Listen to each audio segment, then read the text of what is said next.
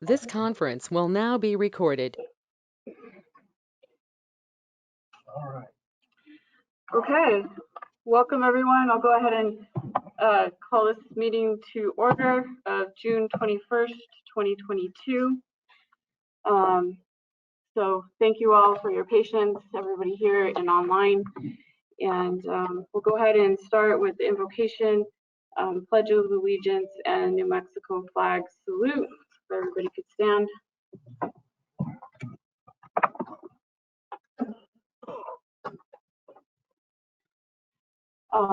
Dear Lord, thank you for this evening and all of your blessings. I pray for your wisdom and guidance. In your name, amen.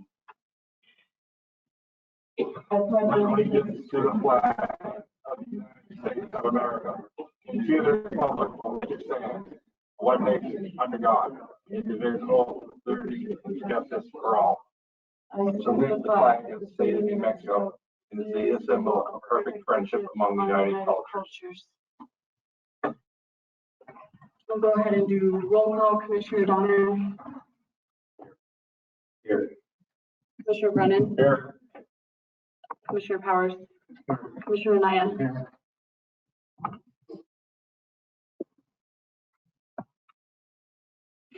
Okay, we need approval of the agenda. And I'm going to suggest that we move up to closed session. I mean, it looks like our sound is working. We don't have to do that. It's up to the commissioners, whatever you guys think is best. We do have several people here, though, to do the department reports. So.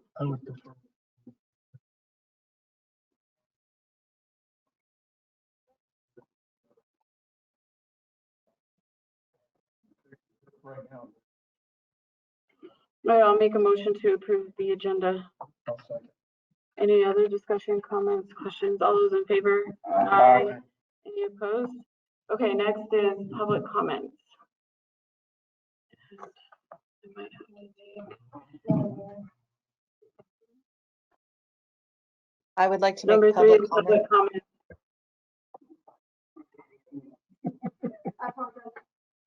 Oh, okay. Just one moment, Linda. We have Ray here. Okay. Mr. Seegers, go ahead and let's see if they're going to be able to hear you.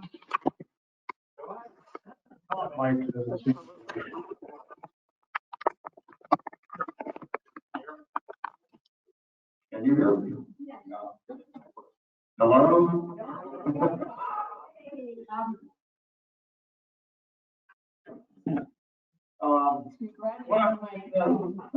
Yes, ma'am. Got it. Okay, what I really want to comment on are several things, and I think it's most appropriate if I comment when you get on the agenda to the point where you have discussion and action items.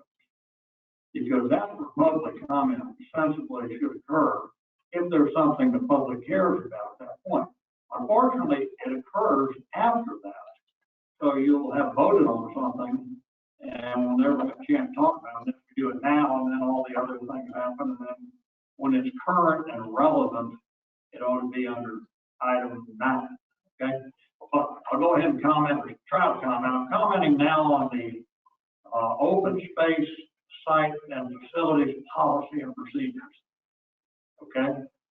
And I find, and that, I found in my packet, and I find some problems with how we've stated how we will handle open space. And I think there's confusion in the first sentence, because I think what you're talking about here is just being a park. We've got a lot of open space that might have different needs and different procedures and different things to be allowed. So I think if you're talking just about being a park and not all open space, then be specific at the top of that page. But one of the things that seems like we might be shooting ourselves in the foot is under prohibited activities. Number 1, possession or consumption of alcoholic beverages. Well, we invite breweries here and have certain events that are related to that. So when you state that unequivocally, period, I think you should allow town-sponsored events that might serve alcohol, might serve beer. And so I think an exception should be noted, and who you can have the exception for. So you can have the same thing we've been doing for years, okay? One of the things that bothers me a little here is no overnight camping as an absolute, fixed in wool statement, and that's it. Because there's no better place that I can think of to take a bunch of Cub Scouts out overnight in an area like this, not Section 34, okay, which is full of woods, and you spend your whole night as the supervisor chasing them in the woods trying to find them, okay? But we have a great spot there to do some of these activities, and I'm not talking about, it would be approved by Parks and Rec, it would be an organization or a group, and have that ability of Parks and Recs to at least allow some overnight camping for things like that, for teaching kids how to camp, for various subject areas. And if you get that permission from Parks and Rec and you specify more specifically why you can do that, we're not talking about campers pulling in, we're not talking about a crowd of people, having a big party. We're talking about using that spot. And I would love to think there's a place in town where you could take a kid, put them in a tent, let them get, used to that sort of thing. So I'm not sure that you want it. I'm thinking in each of these categories that we're speaking of, there ought to be a provision for an exception. Okay, and that exception very well might be managed by your Parks and Rec. You got faith in those people, they can make a good, decision. The other thing is discharge of any firearm or boat. Well, sweeping the country right now, there's a lot of interest, okay, in archery. There are contests, there are people trying out the Olympics, and I can see down the road with the land we have out there that we might even set up an archery. Many small towns have. This might be the place to do it. So once again, the paragraph's fine if you allow provision for an exception. Some town-sponsored exception would be broad enough. The other thing I see, you say nobody, there seems to be constantly this not-for-profit can't happen sort of thing. And down in the paragraph below rental fees, and on rental fees, I think they should be kept as low as possible to allow people to use our facilities until we get quite a few users. Then we might, kick them up. But right now, I think we're trying to get people to use our facilities and encourage them to come. So I'm not sure those are out of the question in terms of fees, but I think you ought to discuss it. Okay, then the not-for-profit thing in the next paragraph. How is that handled for the Chamber of Commerce having an arts and crafts fair? And you got 20 vendors, okay? Or having promote your business type thing. There might be some reason for somebody in an arts and crafts fair to sell something. And I think you're just going to run everybody off that's participating. If you want every single individual who has a booth to have a business license, why not give the fee for setting up the event to the Chamber of Commerce, and go ahead and let those people with arts, crafts, any other kind of interest, Boy Scouts, there's 1,000 links that can show up there, and I don't think they really need to be hit up with an individual 20 business licenses. Or you could perhaps consider, reduced fee or temporary participation for each one, $5, $10, that's it. But I just don't see the point of going through all of this.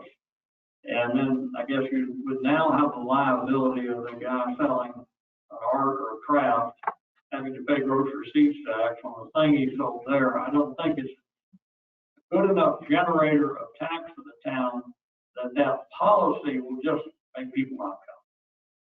All right, that's what I'm driving at. So I think we ought to consider that, or once again, you know, have allowing an exception that might come up. The other thing that I'm really worried about is when you will not, according to this, in the next to the last paragraph, H, okay? It says that you can't tie this place on Venus Park, I'm talking about now, I think, for more than 3 months in advance. But some of these folks that come in here with events need to know where they're going. And they're planning this year, they've been here this year and for next year. And when they go ahead and plan for next year, they gotta have a place they know they can tie up. A comment's been made, well, some people tie up 2 or 3 places. Well, if you want to go beyond a certain reasonable time frame, you can ask for more deposits. And in the event somebody then doesn't show up and doesn't use the facility, they lose their deposit. But some of these people need to plan a year in advance, and your competition, whoever's going to have this event, will probably allow it. Okay? And allow them to have a weekend or whatever the time up. So I rethink that, or once again, leave room for exception. I think that's all I got to say. Oh, I got one more thing. I just mentioned the gentleman from Parks and Rec, so I'm going to bring this to the Parks and Rec attention. But Section 34 has some construction going on, but there's a sign right at the entrance. So over this weekend, rainy as it was, there were people parked, and they're right out almost in the street because you can't go down the road a little bit. If the constructors wanted up there when they were working, that's one thing, but they weren't working on the weekend. So I think if closed road thing could be at least drawn back a few hundred yards and close the road there if you don't think there's equipment there. But if there's no work going on, no, they should close the road. Because a lot of people drive to 34, get their dog out of the car, and then go walk. And I'm not saying that can't happen. The way you've got it set up right now. So it's a temporary thing on golf parks, right? And I think the responsibility for that should be in that committee to make that decision.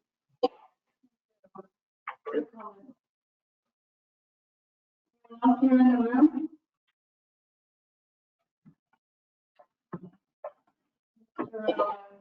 Hello, everybody. Talk right into the mic, really loud, so the people here can hear you. Okay, doing well. Eugene Morella, Handbook. Sure. Sorry for that. The tone of my comments tonight will be primarily policy. And as hard as policy is to follow for a government entity, it's tough. And basically, if it's not broken, don't fix it. Over the last several months, I've been volunteering at the senior center. I've been watering the garden while it's been closed by myself. Sherry's helped me. She's about the only one that's come out to help us there, and she was very helpful to me. Appreciate it. And I also want to thank Kay publicly for leading me to that grant, because I think it's going to work. And what it is $50,000 for the repair of the community garden. My trees are beautiful, and I've got the best conference room in the town. It's beautiful, but it's coming back. Tonight I want to talk about transportation of seniors. Baby boomers rock. This and that, and I've been hearing the other day when I was with Barb. She's the trustee there, and I heard people say shotgun And what I saw there, basically, and what's available to the seniors in Edgewood are ADA compliant vehicles, full gas. The drivers are trained to handle people with disabilities. They're sensitive. They've been delivering meals all alone. The senior center is now serving lunch Tuesdays and Thursdays. They're looking for a full-time administrator to run the place. There's been some work problems and things like that. But what's exciting as well is in front of the senior center is a voter box kiosk that's got camera surveillance. And basically the concept behind their transportation that already exists, if it's not broken, don't fix it. And it's available. It's already set up. I hope you'll take that under consideration in maybe visiting with Barb or becoming more aware of what's available on the Santa Fe County website. It's really neat. A lot of the stuff that's driven in that policy is driven by communications. Is anybody familiar with Smart 11? Anybody?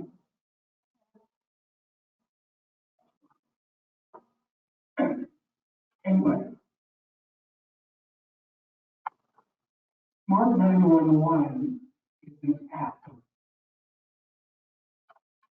It's built and it replicates with Santa Fe County's Emergency Control Center. Very sophisticated. A resident can enter all of their data in a profile, weight, height, medications, disabilities. It even asks if you've got a vehicle or not. It basically, what's the benefit about that and the dollars that Santa Fe County has put into that program in public safety. If it's not broke, don't fix it. I'm set up. I've got details of my property. Both my wife and I are set up in it. We've got pictures of our animals. They know the layout of our lot because this is all GPS driven. The benefit of that is when either one of us call from our landline or our mobile, the dollars that have already been put into EOC, the dispatcher on their computer, my profile automatically pops up. When I have an emergency and Chief Lovato is coming to help me, he knows everything about me, correct? Everything. And there's one person, well, in my profile, I added, you might find grumpy.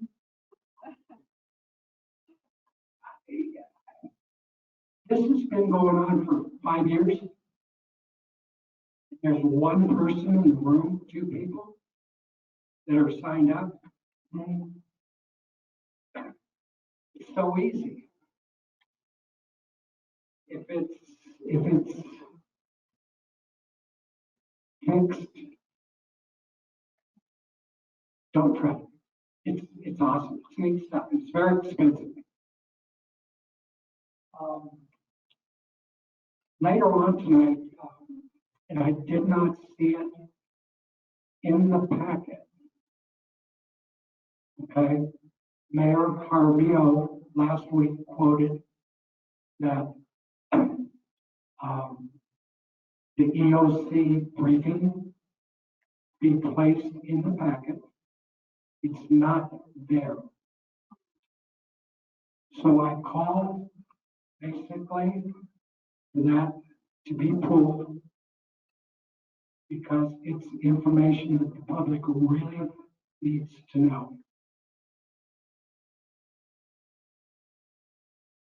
Robert is right on target. He's hit the target, and I support him 100%. Professionally,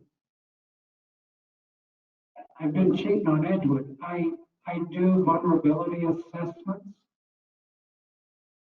for 32 cities that have regional airports.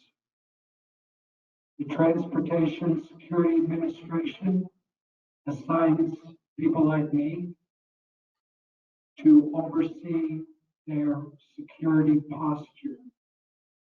Part of that being, a lot of it being IT, communications, physical, building security, EOCs, all that kind of stuff. While I'm looking at other properties for other communities, what I pull out that's relevant in tonight's discussion is what's called an ISO score. To define an ISO score, technically driven by the public protection classification. What it does is it rates fire departments. An example would be is that an insurance underwriter would look at the score for any property, residential, commercial, government owned, and use that score to adjust protection, financial protection for that property. Santa Fe, okay, Santa Fe County is at 4. That's extremely well. In New Mexico, 8% of the fire departments are only scored that high. Santa Fe County is right there. If it's fixed, don't break it. I would like to meet with Robert. I can bring some. I notice he has a whole binder full of papers. From the Department of Homeland Security, I carry it all on this. And these are supplied, these programs are supplied free. So I would like to work with them. Anyway, it's serious stuff.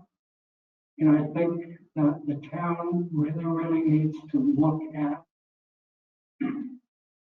in closing, needs to look at the schedule of joint power agreements. Are you familiar with them? Yeah. So, thank you. Thank you, sir. Look, I'll listen, and I, like I said, I hope you pull that tonight. Okay. Thank you. Anyone else here in the room? Okay, if not, we'll go online.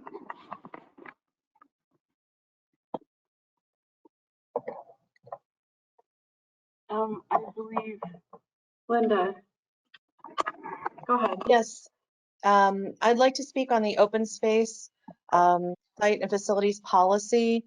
Do you want me to talk on that now or when you're actually in discussion and action on that? Now would be great.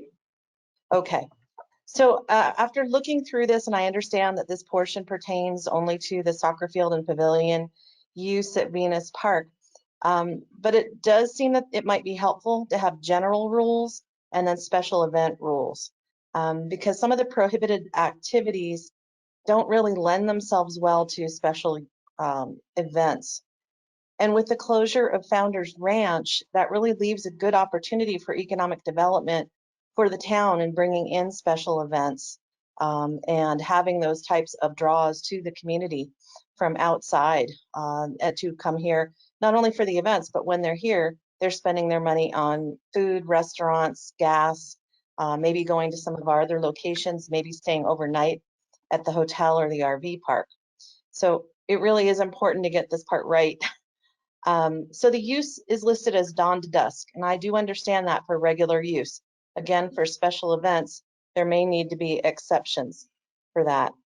Under the prohibited activities, number 1, possession or consumption of alcohol beverages.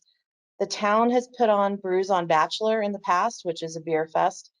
The Rods and Brews, which is a big car show and beer tasting, goes on, has been going on at Edgewood Elementary, but if they are shutting that down, I'm sure the request will come to move it over to Venus Park. The Chamber has done Music and Brews in the past, not at Venus Park, but it might be a destination we'd like to do it at in the future. So again, a special event exception would be needed. On item number 2, smoking should probably also include vaping if you're going to limit that so that it's pretty clear. Overnight camping and parking, while I see on a regular basis that would be something you'd want to limit. If you have a multi-day event, they're going to want to stay there and protect their equipment that's set up for multi-day events and activities. And they're probably more than likely not going to want to pay security to have to come in and do it when there are volunteers from an organization willing to do it. On item number 4, discharge of firearms, bow, pellet gun, etc. As a former certified archery instructor, there is a big call, especially in youth activities, for archery. Some of these other items I can see where you may not want those on Venus Park, but archery is, when it's taught correctly, is a really safe sport and doesn't present much opportunity for injury, again, when it's taught correctly. And Venus Park, when it's not windy, would be a wonderful location for that. On, let's see, so my other notes here, on availability section, the 3 months advance maximum, as Mr. Seegers pointed out, would be really difficult for some organizations that are trying to plan ahead for special events. I'm sure the Celtic Fest would be devastated if they were not able to book far enough ahead. And the Music and Arts Festival, again, car shows and other activities, they definitely need more than 3 months to get their promotions and marketing out and secure vendors that might be coming to an event. So they've got to know they've got that location. And maybe a larger deposit to allow for earlier booking would be a way to work with that. Let's see, what else do I have here? The deposit of $200, I'm assuming that that's refundable, but it doesn't state that. And what would that criteria be based on? How would you get your deposit back? The payment of fees, is there a separate due date or is everything due at reservation time? In addition to the deposit, you'd pay all your fees at that time too. So those are just some of my thoughts on this. And, you know, in general, I do understand that this is probably set up for general use, but the special events are the part of it where we really do have an opportunity for some economic stimulus for the town. And we should seek to maximize the town facilities for those kinds of uses. That's all I have. Thank you very much. Anyone else online? Can you unmute caller 2? Caller 2, do you have any comments? Okay.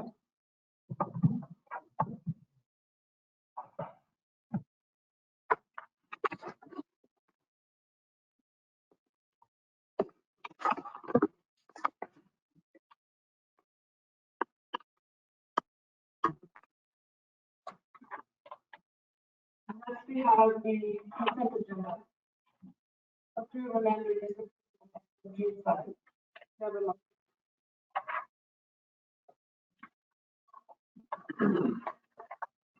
Madam Chair, Maya? I make a motion to approve minutes for June 7th. Are you asking for a motion to approve the entire consent agenda, including item B? That's a good question. Yeah, technically, consent agenda would be the entire agenda. We can break it apart into two. I don't know if we want to right away approve the department reports before hearing, or I guess we could have the motion and the second and then go into discussion. I think it's kind of easier just to approve the minutes alone, but So we should probably separate that out. we'll need to pull item B out of the consent. Yeah, we'll just pull A out to approve them separately, Okay. the minutes. Well, Yep. Sure, Donner. Was it Bill in the motion? Yeah. Bill, would you be okay with just instead of the whole consent agenda, approve and disapprove from June 7th? yeah, no problem. Cool. Okay, great. Any comments or questions on the minutes? Madam Mayor, Yes. page 3, section C is talking about our talk with Senator Heinrich. Actually, with Senator Heinrich's staff. Where at? Page Commissioner Brown? 3, under matters from the commissioners, item C, and Brennan Okay. Senator Heinrich's staff. staff. Okay, got it. Anything else? That's it? Okay, good job.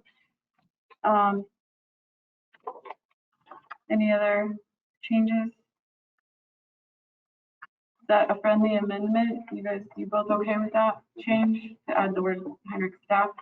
Yeah. No, if we do a friendly, yeah, Commissioner Donner did second. Or if you guys are both okay with that as friendly amendment, we don't need to go through the whole motion just for the word staff. Okay. Commissioner Nye, you're okay with adding the word staff? Okay. All right. Any others? Okay. All those in favor? Aye. Any opposed? Okay, we've approved the minutes with the one change on page 3 for June 7, 2022 minutes. And so we'll go on to the next item. Let's go ahead and have a motion and a second to approve the consent agenda, but then during discussion, we'll do the reports. Okay? Same thing, should we pull them off the consent agenda? Because the idea of the consent is we approve the entire thing. I mean, usually if you're gonna have debate, discussion, or reports, it's not in the consent portion. Yeah. So I'll make a motion that we pull item B out of the consent agenda and take it piece by piece. So did you want to approve each report separately? Well, unless you have, and as far as I know, all of these are gonna be reports. So are we gonna take selectively some that we wanna take out of the consent agenda? Just the ones that they're gonna be verbal reports on?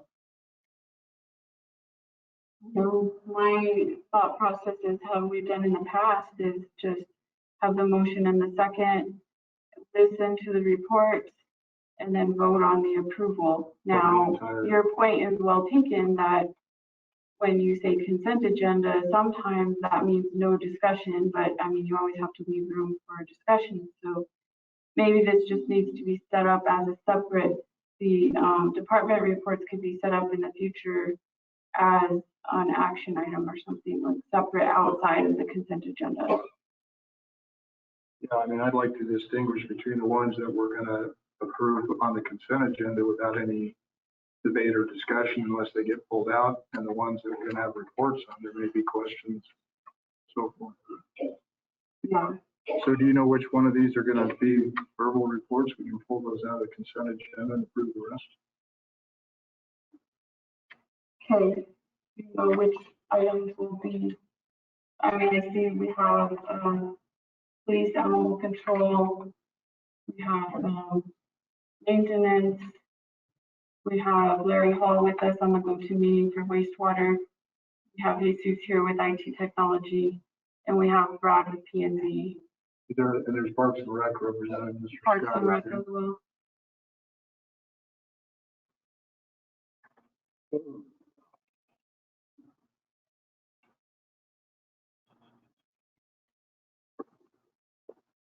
Can I restate your motion? I will make a motion to take the items off the consent agenda that are not set for verbal reports tonight, so that the items remaining can be voted on the consent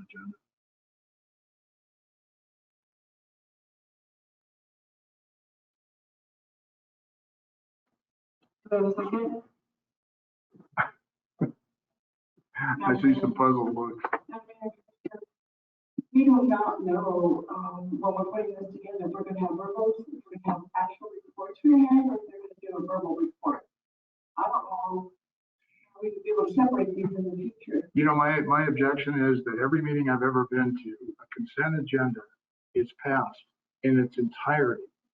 And there's no discussion, there's no debate, no reports. That's what a consent agenda is for, to speed the meeting along on items where there is no debate or discussion. This reads like, I don't know what. So I'm wondering what we need to do in order to not have this happen again. Only put items on the consent agenda that we're willing to pass without discussion, and we can pull those out, anyone that anybody wants to not pass as a group. That's the way a consent agenda is supposed to be used. And you can actually have discussion and debate on consent agenda items. It's just that you're typically doing them all at once. And, so. I'd like to be typical, I guess.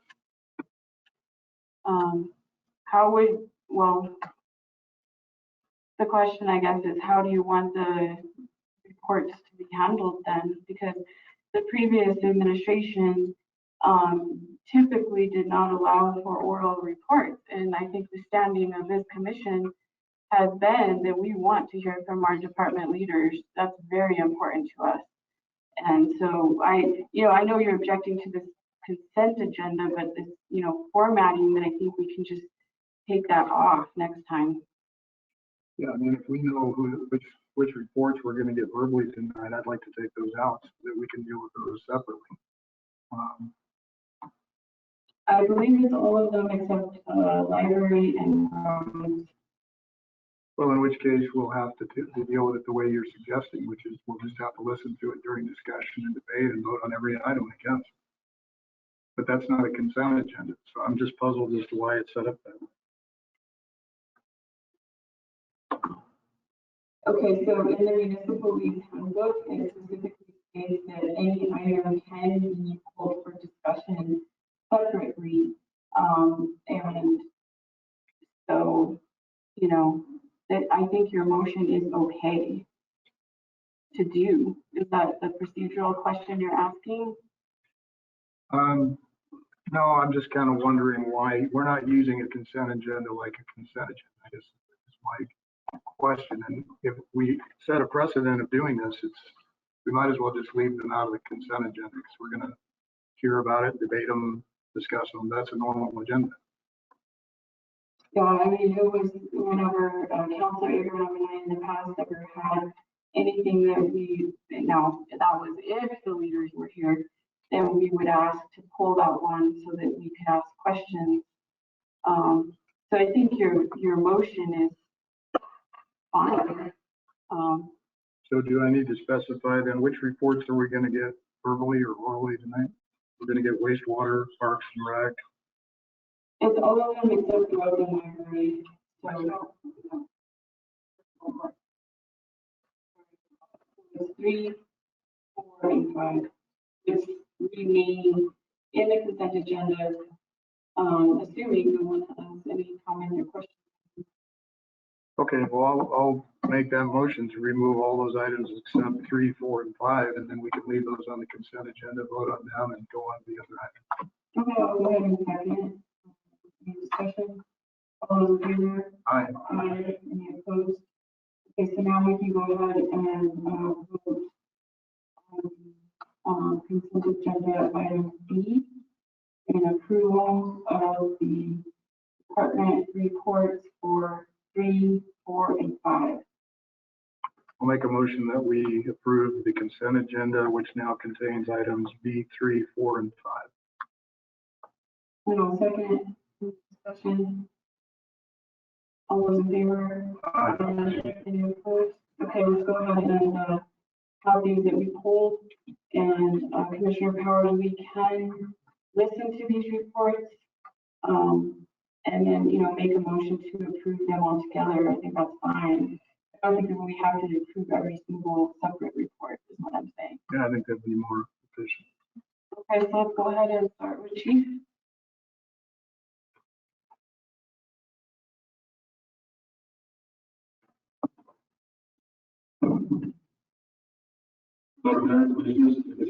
Yes. Okay, so thanks to the Commission's approval, we're able to, for the month of May, purchase a brand new Expedition, which is currently being upgraded. Thank you guys very much. We appreciate it. We also, the Edward Police Department participated along with Mexico State Police and Special Sports Run. So, it was a long run. I attended a management training 3-day course in Roswell the month of May. Our administrative assistant, Nana McCracken, is a Amber's training to be reporting to the FBI. Also, Detective Amber Montes, after 20 years of service, decided to hang it up, and she retired in the month of May. So I'll stand for any questions for his SPD department.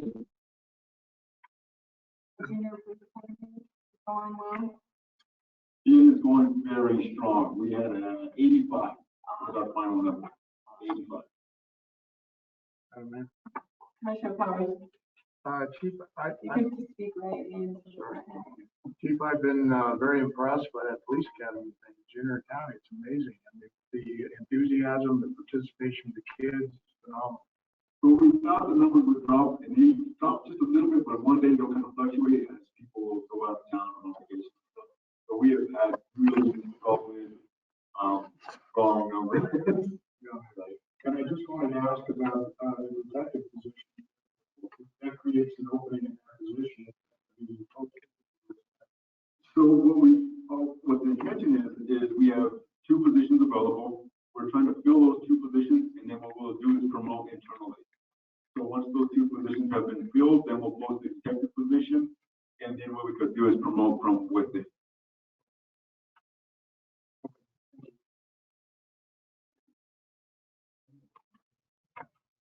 Any other questions as far as 3D? If not, I'll move on to animal control. Go ahead. So as far as the animal control news, one of the impounded dogs actually gave birth to puppies. So she had a total of 6 puppies. So put pictures there for you guys. You guys would see them, how cute they are, and then come and adopt them.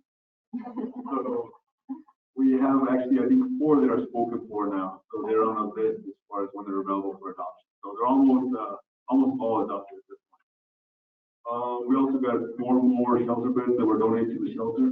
So those are excellent. I don't know if you guys got a chance to take a look at them. They're really great, easy cleanup, perfect for the shelter. And then the first draft of the Animal Control Volunteer Handbook was drafted in the month of May. It's a really solid draft. We probably have about 3 more revisions to make on it, 3 more visits where we amend the draft before we place it before you all to take a good glance at it. So really good, solid first draft. And then last but not least, Officer Haggerty and Officer Lewis took an online course as far as free course as far as investigating animal cruelty and the investigation as well as prosecution. So I'll stand for any questions as far as animal control or animal shelter use. No questions, but I did want to hear from the advisory board as well. Commissioner Powers, go ahead. I remember that, barking is a big problem. heard that from a lot of our constituents. I have it in my own neighborhood. I was wondering, if there's no provision, I remember, require an officer to scan our witnesses on non-parking incessantly for a mile. Right. And so I'm wondering if that's been addressed so far. So we, as the animal shelter employees and the advisory board, are actually all trying to tackle this issue. And what we're doing is addressing not only that issue, but several other issues that are lacking in the ordinance. The problem is that we don't want to bring them before you guys in multiple drafts. What we're trying to do is get one solid draft before you guys. But that is one of our main issues that we're trying to tackle as far as the ordinance. I would just say if there are multiple options that you have and ideas, I know you don't want to do multiple drafts, but you might bring alternates with subjects just as, so we can debate them and try to come up. Noted. Thank you, sir. Any other questions for the animal shelter?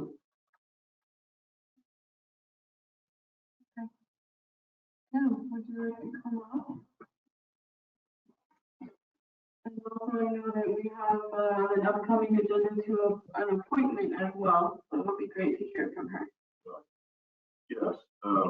Dr. did really well. I had a lot of discussion, got a lot of subjects covered, and I think we're going to be moving forward pretty well on all of this. So with that, I would also like to thank all the members of the committee who are working real hard, and Susan and Lori and Dan, everybody's been really working at it. The animal control officers got a good effort going. We're going to try and help them with the wolf stock if we can, whatever they need. So also I'd like to introduce Dana Stryker. I gave you her paperwork a couple months ago, so I'd like to introduce her and have her talk to you. Hi, Dana. So I'm not yet, I guess, an official member of the Animal Welfare Advisory Committee. So just a little bit about me. I retired from Sandia National Labs after 34.5 years. Out there, I ran a therapy dog and did multiple locations with that therapy dog and became one of the canine ambassadors at the International Airport. Then I'm also a certified dog trainer. I went through school this makes sense. I went through school at the Animal Behavior College of California. Then I went on to get my certification as a service dog coach, so training service dogs as well. I did some volunteer work over at the shelter, working with dogs, trying to make them more adoptable, teaching them the basic obedience commands. And I'm a strong supporter of our veterans and our first responders. So that's kind of who I am. Do you have any questions?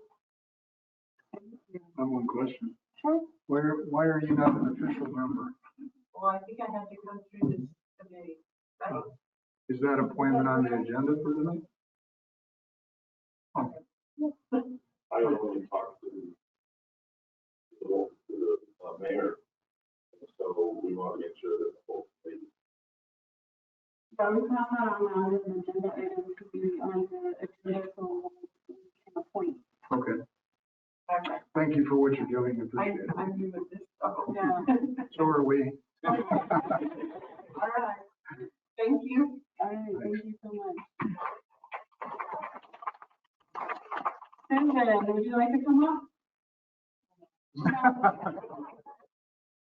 Okay. Anything else for the advisory board comments, concerns? Next is Parks and Recreation. We don't have Ben here tonight, but of course, yeah, they are. Good evening. I am getting the whole thing. So you have in your package, today's report for the month of May. Our next meeting for Park and Recreation Advisory Committee will be tomorrow evening at 6:30. We hope that the Veterans Services Program will be done, so we'll be able to be here. Our office, we cannot meet in because the YES program is occupied, as it has occupied the entire building. So I think you've already seen the success of the YES program by the number of screaming kids in the building. So I think that's a very good sign. And the indications are there will be even more screaming kids in the next month. Echo Ridge Park, you have pretty much an update on that. Our committee member, David Bergstein, went through it this morning, and he looked specifically at fences. And there are some issues with fences that it's going to bring to the committee meeting tomorrow night. We have a situation where a piece of a fence may have been knocked down, and some areas that we need to talk about moving the fence based on the fencing actually going through a private property owner's property. So we'll be working with that as well. We'll be able to give you a much better report once we all get together and have figured that out. The Memorial Day event, you've heard about quite a bit. I just wanted to give you some statistics which are sort of interesting. We had more than 60 volunteers from, probably about 12 different organizations, including, since we have a member of the Valencia County Sheriff's Department here, 15 members from the Valencia County Boy Scouts. So we were very, very glad to have them here. We had about 35 businesses and other supporters, including military organizations and the Veterans Administration supporting our event. And when we totaled up all of the donations provided, were well over $2,500. So it was a very, donations of kind like the gravel that we have out there, food provided and other things. So it was a very good first event. We learned a lot of things. The wind is not our friend, especially when you're trying to do flyovers and all kinds of other interesting things. But we were very happy. We did sort of a rough head count. It looks like there were about 200 people there, both inside the pavilion and outside at various times. So it was a very successful event, and we are sure that the town next year will want to include elephants and bowling midgets. But whichever you prefer, I can't say that for people. I apologize. Other than that, we do have one opening on the Park and Rec Advisory Committee. That individual that we have talked about will be there tomorrow night to see if the Park and Recreation Advisory Committee is something she is interested in doing. If not, I'll go back to the edge of the phone book and we'll start at A again. Thank you very much. Questions? I just want to say again that the Memorial Day event was phenomenal, and you guys did such an awesome job. And I know you're doing a lot of great work, and it's helping a lot with Echo Ridge and planning and the whole thing. So really appreciate the work you're doing. We're glad you've done it.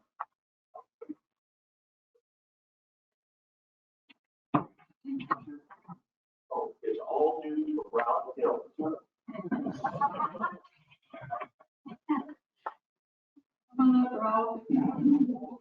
No, you're just grabbing something. Okay.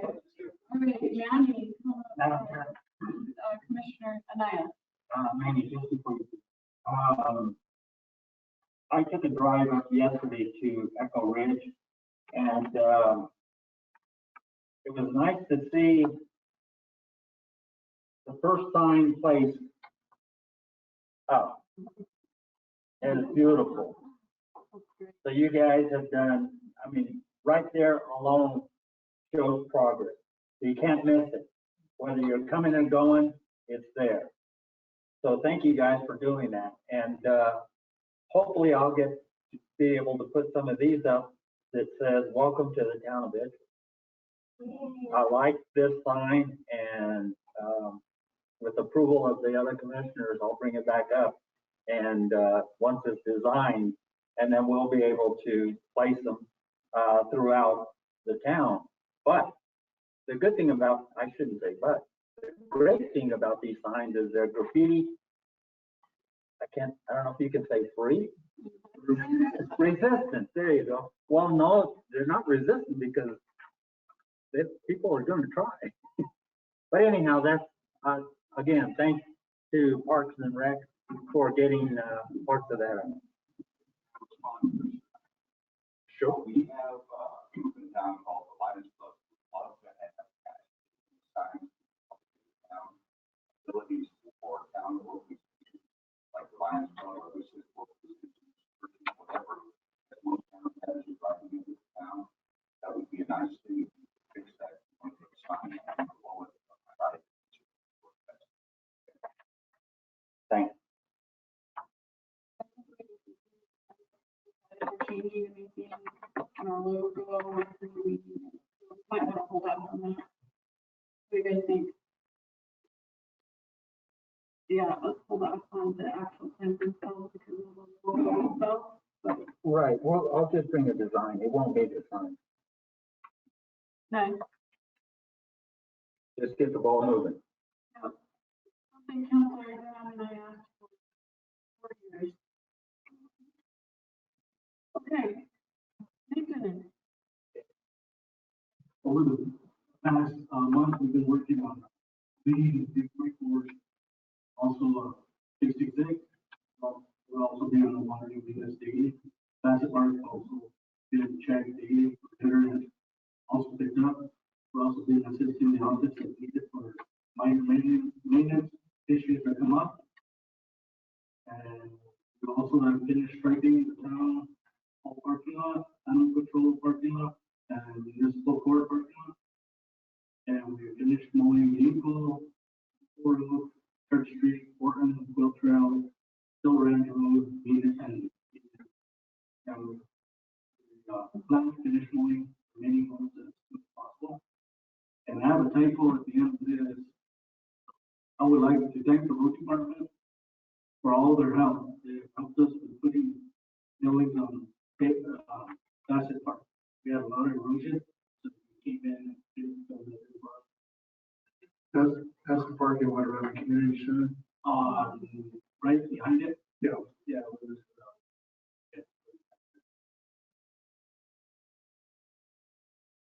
Done a great job. Thank you. Thanks a lot. Appreciate it. Okay, wastewater.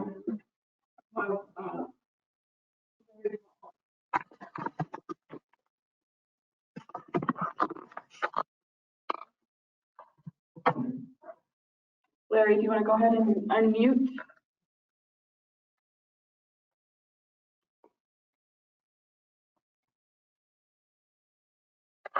Can you hear me okay? You will in just 1 second. Yes, we can hear you. Go ahead. Okay, great. So I believe that you guys have the summary of the latest test results at the plant through May, as well as the flow summary through May. In addition to that, we recently had the main lift station on Church Street was pumped out last Thursday. There was a lot of debris in it. And so we're probably going to need to clean that on a more frequent basis, probably every 4 to 6 months, based upon the amount of debris we got out of it. We got the rebuilt blower back online. So we had a blower VFD go down. We had it repaired, the variable frequency drive. Then soon after that, we had a blower go down. We got a new blower installed, and not very long after it was installed, it went down. It was repaired, rebuilt under warranty, and we do have that back in and running. We have a pump skid in the plant that is intermittently giving us problems, and it's getting worse. We're having to reset it very frequently. Mike Garcia has a couple of quotes for a couple different options on that skid that he'll be sending in. We continue to see some slow progress on the upgrade of the treatment plant. The new diffuser clean valve has been installed. The new valve in the blower room has been installed. The plan for those is to have them terminated electrically and started up on the 29th of June. The dip tank has been installed. The air piping to it has been installed. The water still needs to be piped to it, but it is usable in the condition it's in. We would just need to add the water manually, basically. The main part of the job, which is the screens, are not on site yet. Currently, the pond is sitting about 5 feet down, which is about 3 foot below the 2 foot freeboard requirement.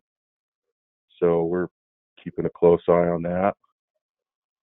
And other than that, are there any questions?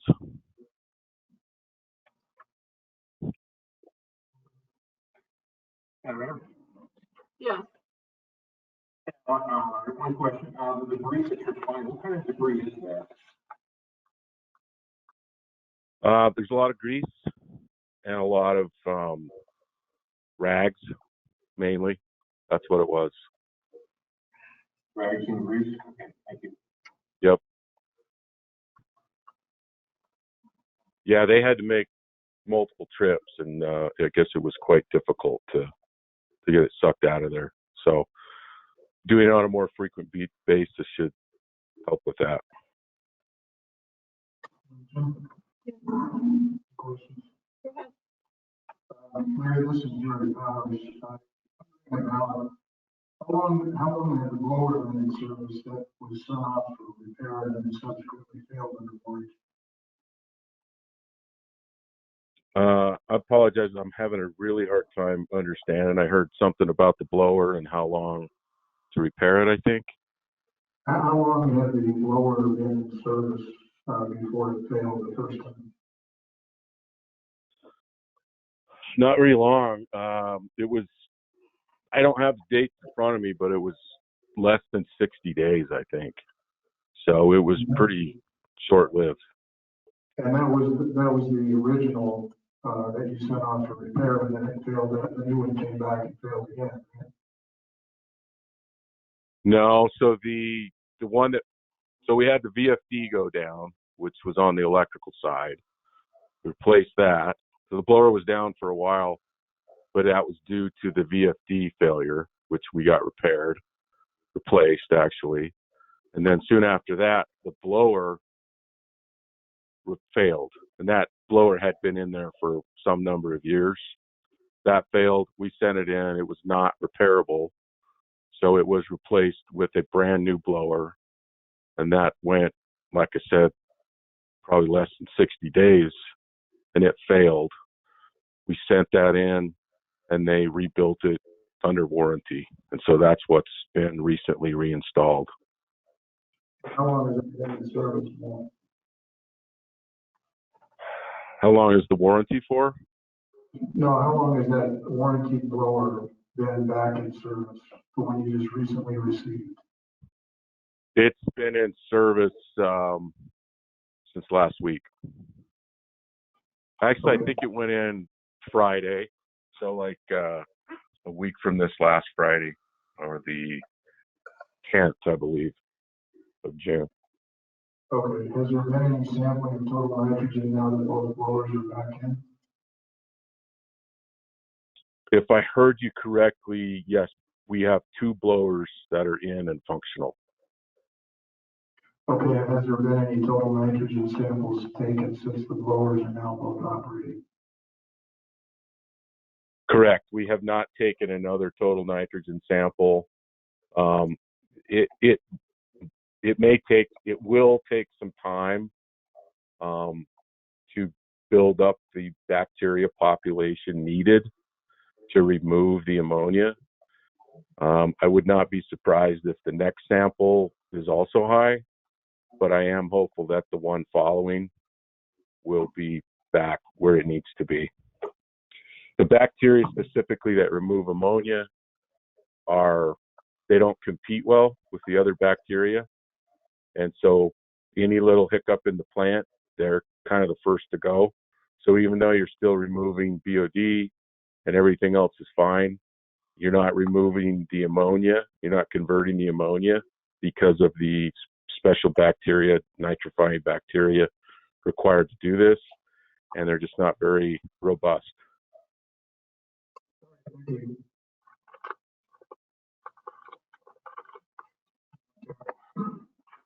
Commissioner Ryan. I have a question on the hydro NTC system. I was out there today and I noticed that, for one, it was offline. Mike tells me that happens quite a bit. And the other thing I noticed on the pump system is, well, for one, it's original equipment. And for two, it's not going to work properly with the new screens and equipment that we're putting in. The other thing I noticed too is that it's leaking a lot of water through the head. What do you suggest we do on that, since it's not an item that is placed under the bed? So there's two issues with regard to that equipment. The first issue is the leaking, and that has been going on for quite a while. That's a simple mechanical seal replacement, which Mike was working on getting a quote for that. In the meantime, we started having it fail, where we'd get an alarm and we'd have to reset it. And at first it was very, very sporadic. You know, it might be once a month or something. And then it has gotten progressively worse. Mike and I have discussed it frequently, and he's been working diligently to get quotes. It's been very difficult to get quotes, but he was able to get two quotes, one to replace the entire skid and one to replace the pumps, motors, and the control panel. And so he sent me those over today. I haven't had a chance to look at them, but we do need to look at those and make a decision on the best route to go. Because yes, we will need that functioning well when the new screens are put in place. So, when are you going to go to the quote to the best fit our application? I'm sorry, I didn't catch any of that. When will you go through the quotes that Mike sent you and give us an idea as to which way you feel is the best application for the system? The new system, not the old one. So I'm just having a really hard time with the audio, but It has to be there so people can hear you.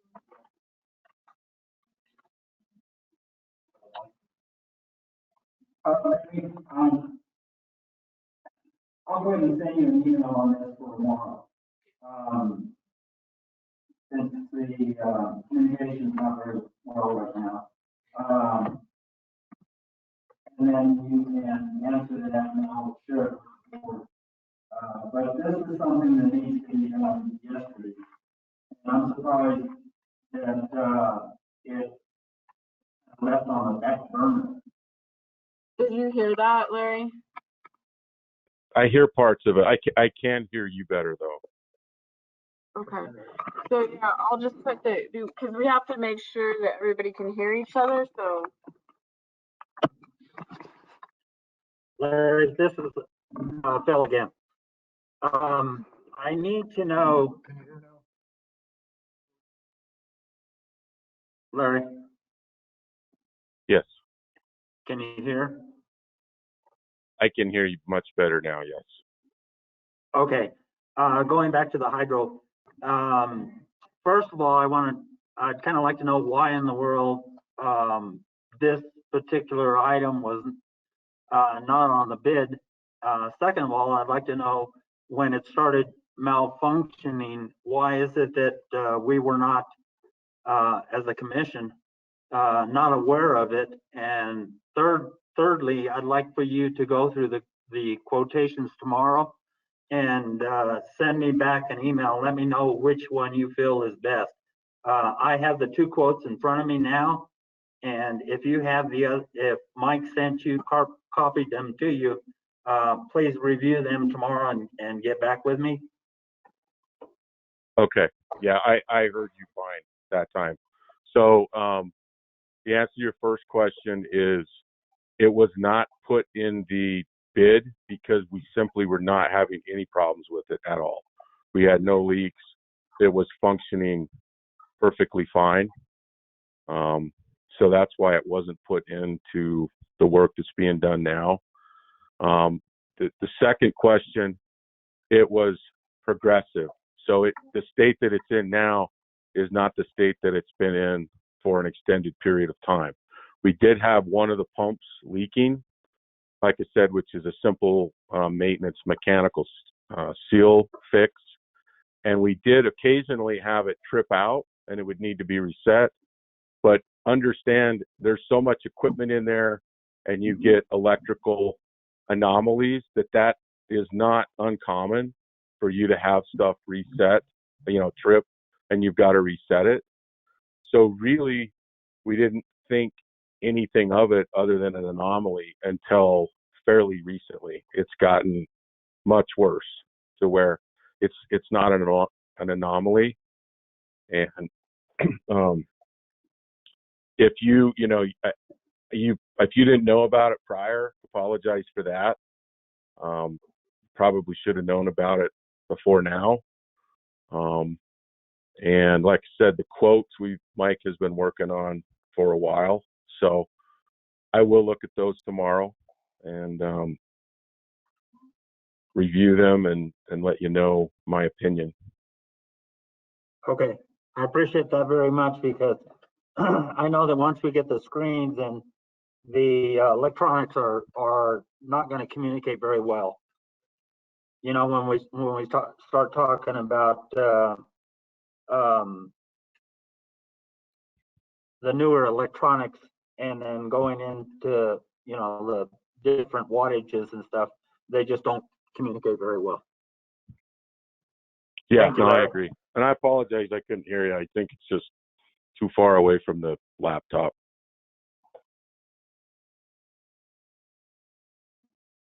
Okay, that's fine.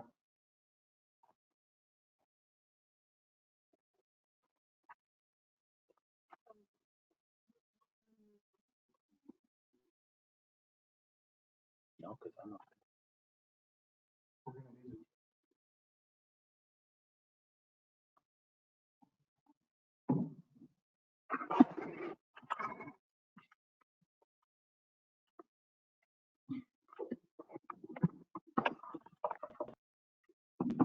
Okay, do I need to? I think you have to turn that off. We had it working. This is stuff that wasn't working.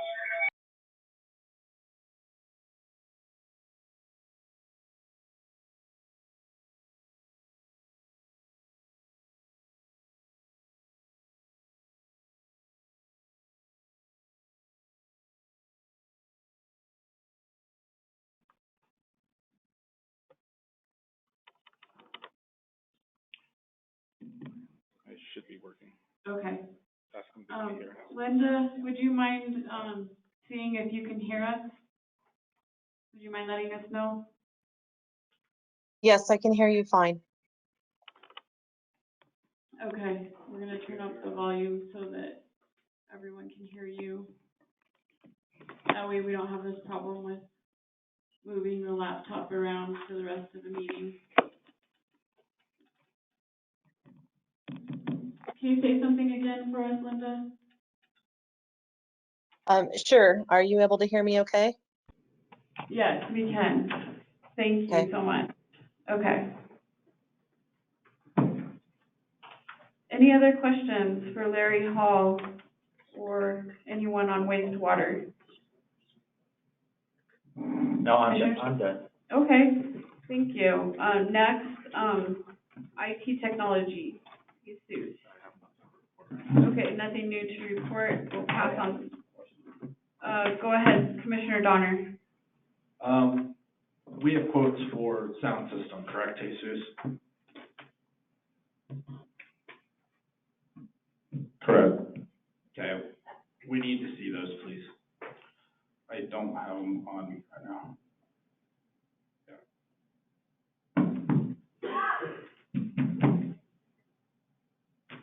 Manager Davis, go ahead.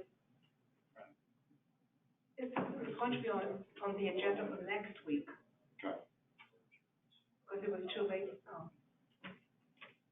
We had them like in Yeah, we had them for a while. February. Yeah, we did. And so. We heard about it today. About what today? About bringing the quotes for commission. Do we have new quotes? That- Okay.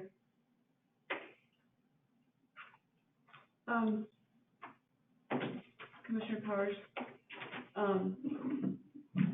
can you update us on the process of, checking into sound and what equipment is needed or not needed? And, my understanding was we already had I quotes. say we just wait till next week. You want to wait till we have the quotes? I think so.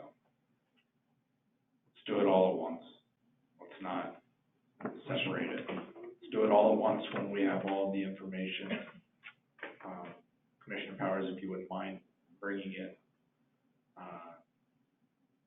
that stuff, that information, Do we not have it? not, so that everybody can see it. I understand that, okay. So I just wanted to make sure that that process was good for next week, so.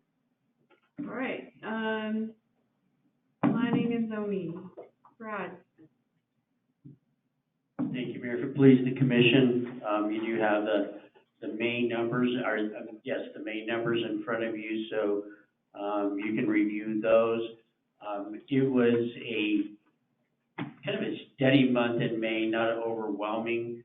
I will tell you, June, the numbers have gone up significantly. Just to give you an example, on the development reviews for new single-family construction, while we did 2 of those in May, I did 2 of those today. So those numbers are increasing significantly, and we'll see rising numbers through the summer. We did have a planning and zoning meeting. We heard one matter, which was a lot line adjustment. We are continuing to discuss review of the zoning ordinance. We will probably do a workshop on that here in the next month and start putting together proposals for revisions to the zoning ordinance.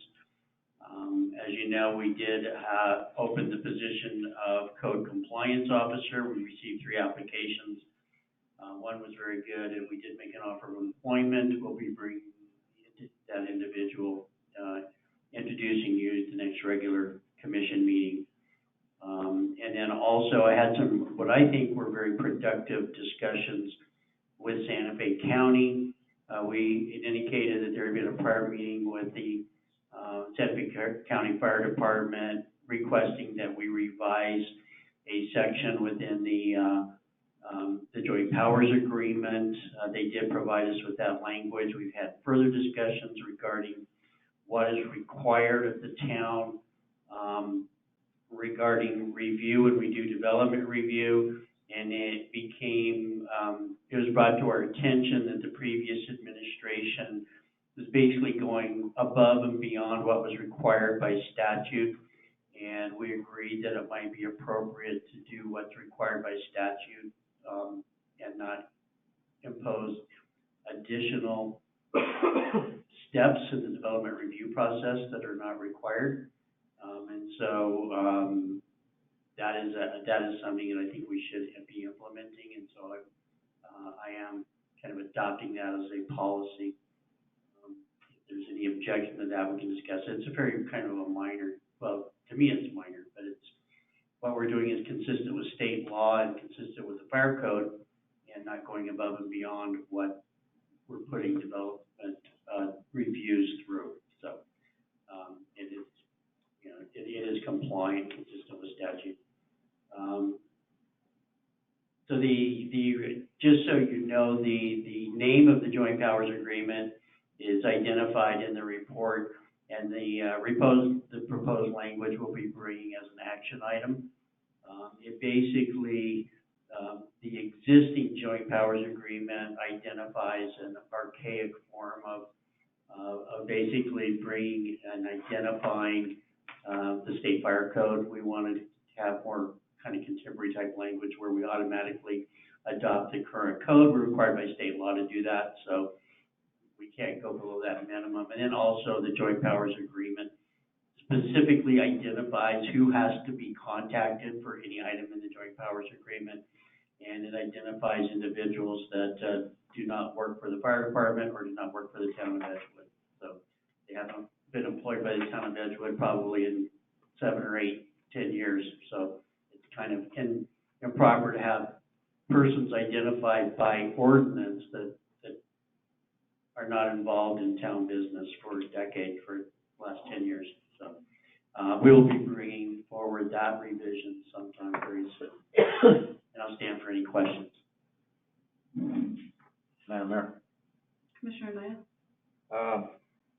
Brad, I kind of remember talking to you a little bit about this on the business licenses. When you issue a new one, if you could put on our notes who they are.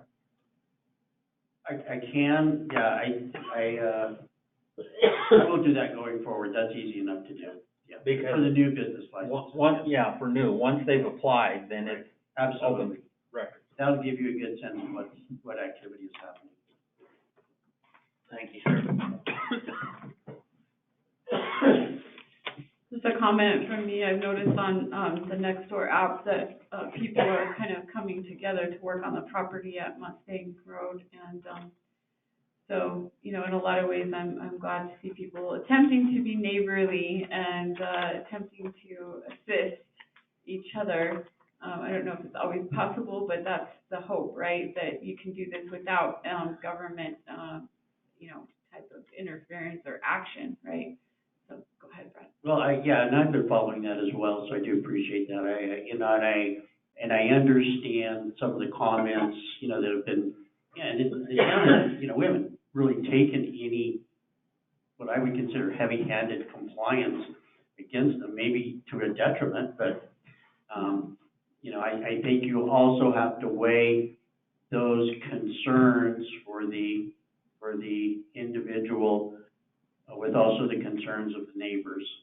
And so it's difficult. Government's not always easy, but I do, when we do have the code compliance person start on Monday, that's obviously one of the things that we're going to do and investigate. The first investigation will be a thorough review of the file, which is about 1.5 inches thick, and then try to get a sense of what the history of enforcement has been on that particular property. And then we will also be engaging with legal counsel and getting training and getting advice on what the options are. And then the goal, then we'll bring those to the manager and get direction on how the town wants to move forward. Thank you. Any other questions, comments, concerns?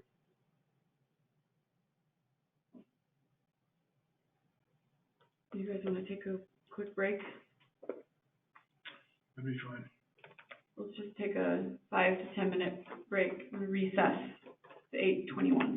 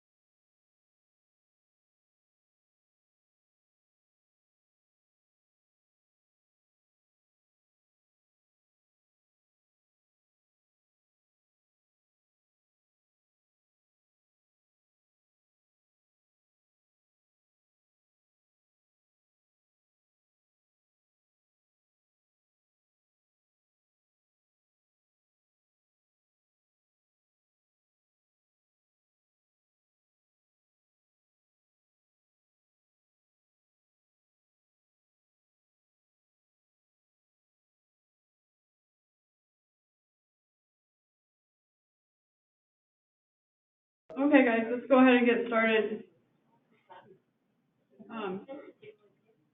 Come back here.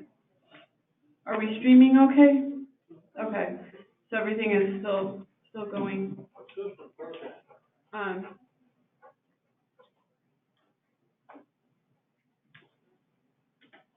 gonna forego matters from the mayor this evening, so we'll skip to matters from the commissioners. Don't want this meeting to go too long, so we can keep it brief. Commissioner Powers. I'll be brief. The Echo Ridge project is going really well. Fencing is done, and gates are in, equestrian gates, access gates, vehicle gates, walking gates. So everything's going well. The other contractor's working on the other improvements and should be complete with that phase on June 30. So that's all I've got. I do actually have something on the community garden now that Jean is here. This money, the $50,000 that we were able to get from Senator Schmiedes last year, has to be spent by June 30. And so it is at a very critical point right now. And I know Ben has been looking at it for a couple weeks, but I do not want to return that money. I do not. So if there is, I hate, asking for something for our community and then not even utilizing it. So my plan is if we can't, if something seems impossible, please reach out to me and I will find a way. I guess that's my answer on that. So, okay, Commissioner Anaya.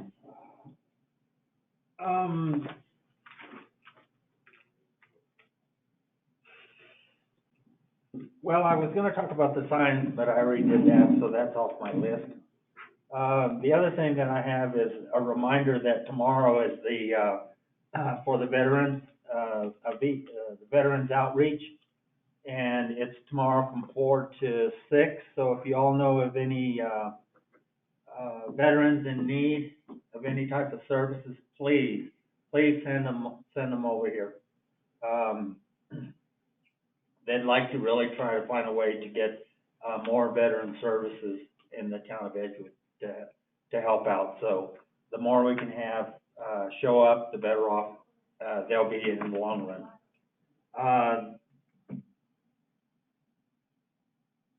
I went to a meeting today at 12 o'clock, which was pretty darn strange for the school board, the Board of Education, to have a meeting at 12 noon when nobody can attend. Not weird for this board. And there were so many violations there in their meeting that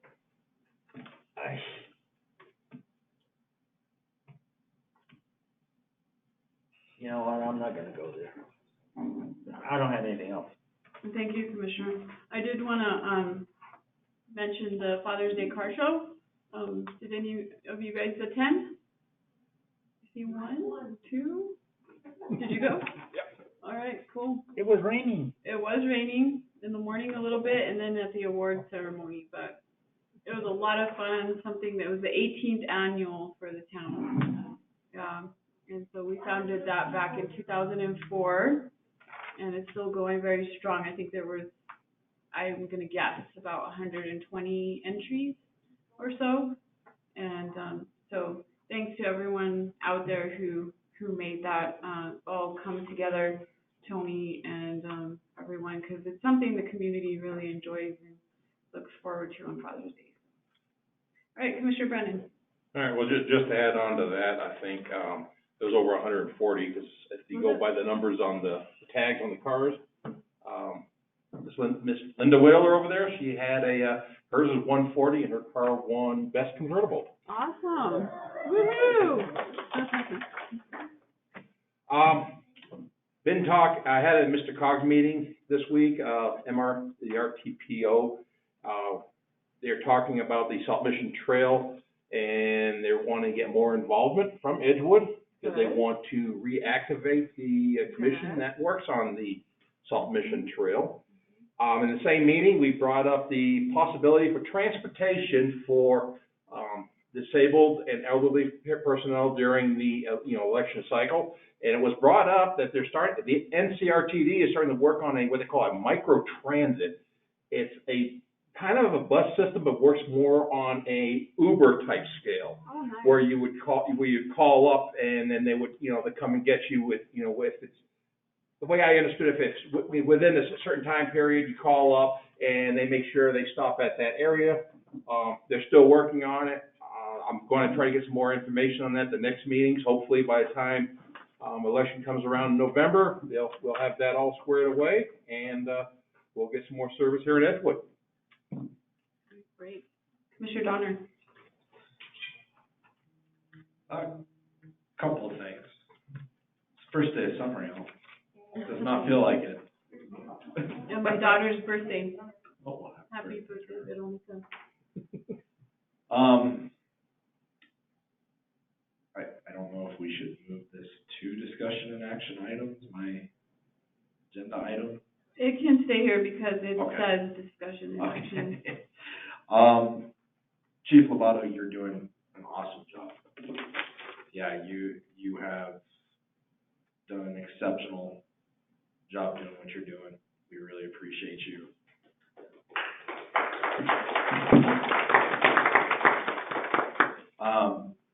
We as a commission, we have to do our due diligence and post for the chief position.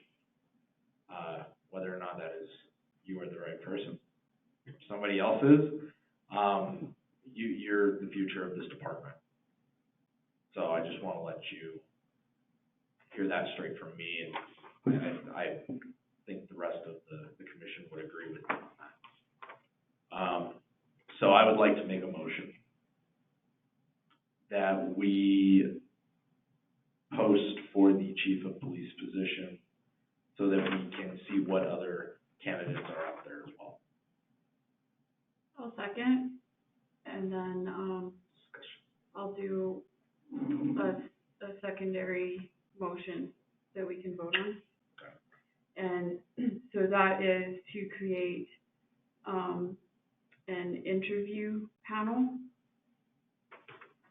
And I'm open to feedback on who that consists of, but I know two members of the audience this evening have asked me previously multiple times to be involved in those interviews, and also I know that we have promised that the department would be represented and involved, because that was something that had been promised and then denied in the past, unfortunately. So I like to make that motion to create an interview panel for this position.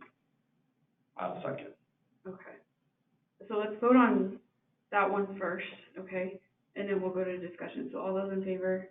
Aye. Aye. Any opposed? Okay. So any other discussion or motions or anything on the motion on the floor to post the chief of police position? Is that required anyway through our town policy? I don't believe it's required for appointed positions. Okay.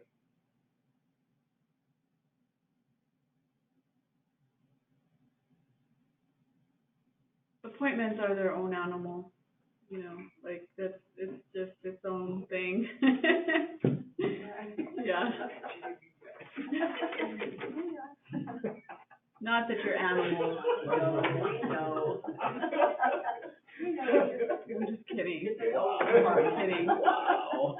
Because they're over there laughing and.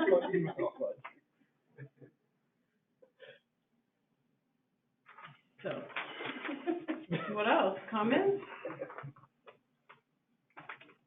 I just want to, I guess I want to say and reiterate what Sterling said, is that, we have to do our due diligence. I think you're doing a terrific job.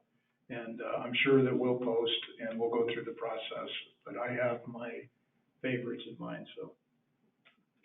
I'll have to listen, and I will listen, and we have to do the best we can for the town, but I believe I kind of know what that is. We do need to listen to whatever comes out of that committee, so. Yeah, definitely. We also have Edgewood citizen residents, I think one might be here this evening as well, that have expressed interest. And over, even when Sherry and I were on council, we had people that were expressing interest in seeing the department going in a different direction. And so I think it's only just fair to have an open and competitive process and not exclude anyone or make any preconceived conclusions, so that it's, just kind of see who the best candidate may be. And also hearing from the interview panel from those who have experience, I think is a good thing. I think you expressed it better than I did, thanks. It's getting late, so we're gonna vote on this, and then I have something I'd like to, I think we skipped the approval of the items that were on the consent agenda that we took off, the reports.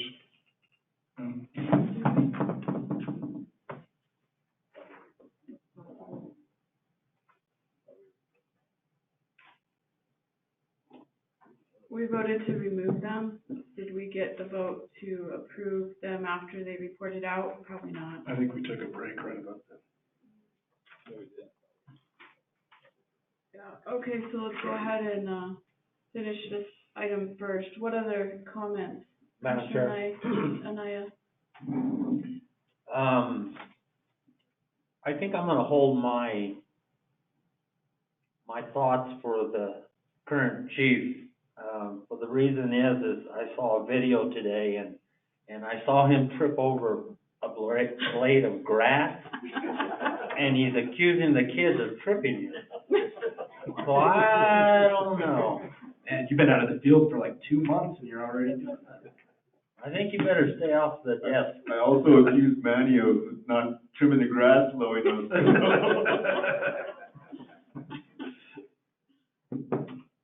No, I just want to say good job. I love seeing all those kids out there just having a blast.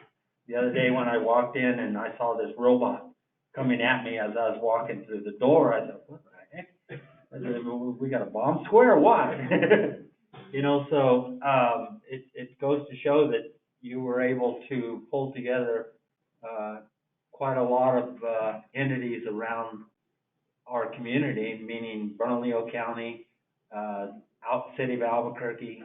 I think Santa Fe County, I'm not sure. So it was nice to see that many kids around that many officers. So great job. All right, so any preference from the commission on the people who serve on the committee? Are we gonna bring that up on another agenda and do nominations, or how are we gonna do that? It's a good question. We probably should. We need the incoming town manager, I believe, to be involved with his background and everything. We've already asked and contracted with former Chief Radosevich to provide us feedback, so he would be one, and then two in the audience this evening. I don't think you mind me saying, no? So Susan Simons and Tim Miller. So we have already 4 there.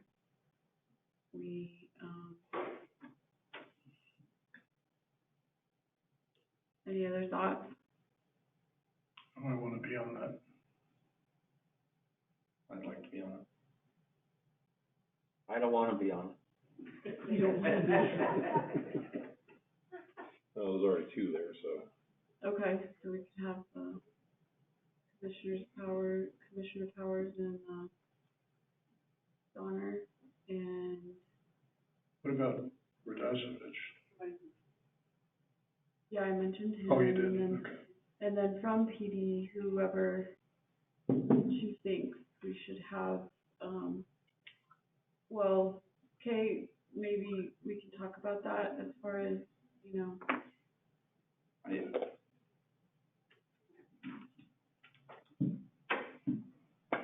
I think it'd be fair that we make that decision without the chief. Right. so that, I will get together with, the administrative assistant there. Divide the way that, whoever want to volunteer, then we'll, just pick a number. So do it maybe randomly or do it, by From the pool of people that volunteer. would like to be. We just want to make sure it's independent. Yes. Do you want this, commissioners, do you want this coming back to us for approval of who is going to be on this interviewing panel? We should have the names and know who's gonna be on it, just so that we maintain the openness. I think we need to allow some of the other, citizens of the town to the knowledge that this is even happening. Right. So I think that we should. Okay, so let's bring it on to the next agenda for next week. As an action item for a vote for nominations. Yes, action. Cool. Okay, any other comments, questions? If not, we'll go ahead and vote. All those in favor? Aye. Any opposed? Okay, Madam Chair, yes. I'd like to make a motion to accept the reports and the items B, it would be 1, 2, 6, 7, 8, 9, and 10. I'll second. Okay. Any discussion? All those in favor? Aye. Any opposed? Matters from the interim clerk treasurer. Madam Mayor and Commissioners, we have the gross receipts report for you, and we also have the invoices that were paid in the month of May. I'll ask you about the invoices if there are any questions.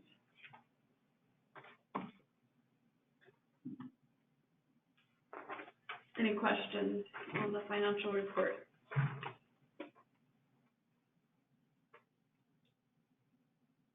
And our town manager, Kay, will update you on the GRTs. Okay. The update I'm going to give you is that year-to-date, compared to last year's year-to-date, we're up $1.3 million in gross receipts revenue for the town. As a general percentage, what does that represent in terms of percentage increase? Was it 5 million last year or so?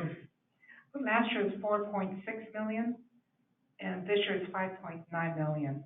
So around, year-to-date. around 20%. We still have June to go. I see, wow, okay.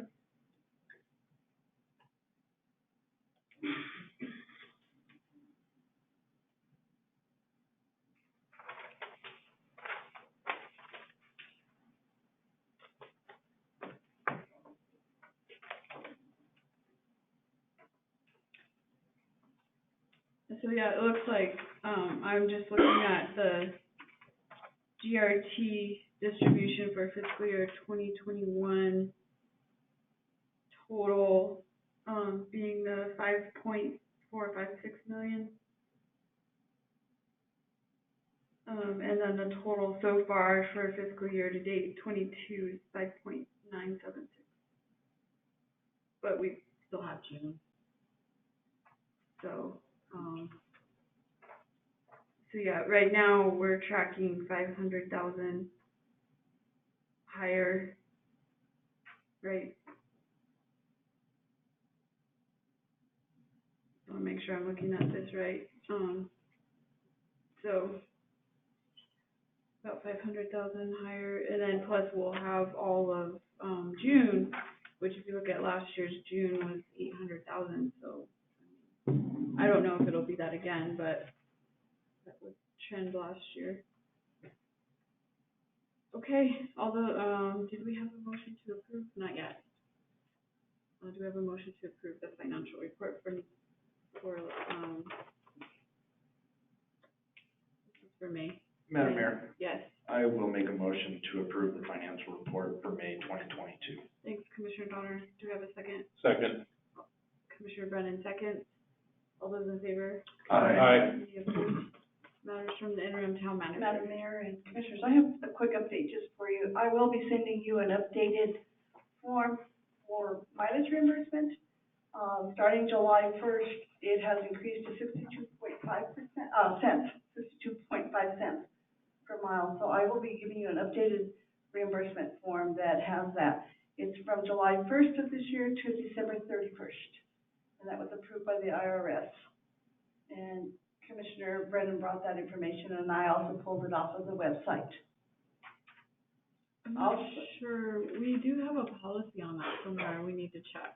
I think it's a DFA, what was approved, let's see, they have a schedule also. Because they don't always follow the federal, so. Well, state has one for state, and then it kind of separates from municipalities, it's not the same. We'll check our policy. Okay, and then also, from the state of New Mexico, per diem rate will be, going higher for FY '22, where you paid in-state per diem rate for overnight travel was $85, it will increase to $151. And then, your meal rates will increase from $30 to $55. And then, the breakdown, there's an increase on your breakdown when you go by hours. So that starts again, effective July 1st. All right, Kay, anything else under your part? Okay, organization chart update. It didn't look to me that it had changed.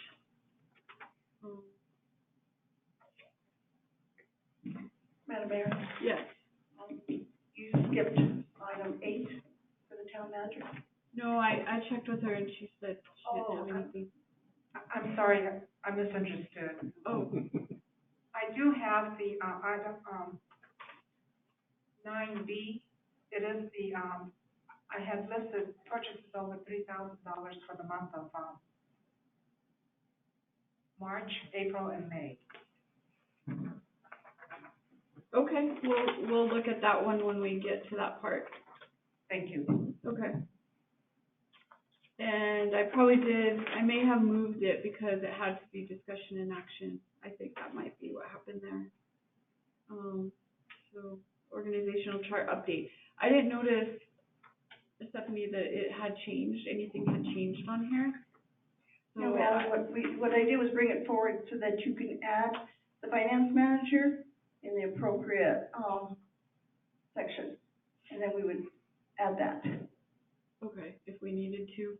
Yes, ma'am. Okay. I think in this particular org chart, it turns out that we didn't actually separate out the managers from the team, from the other positions in this particular one.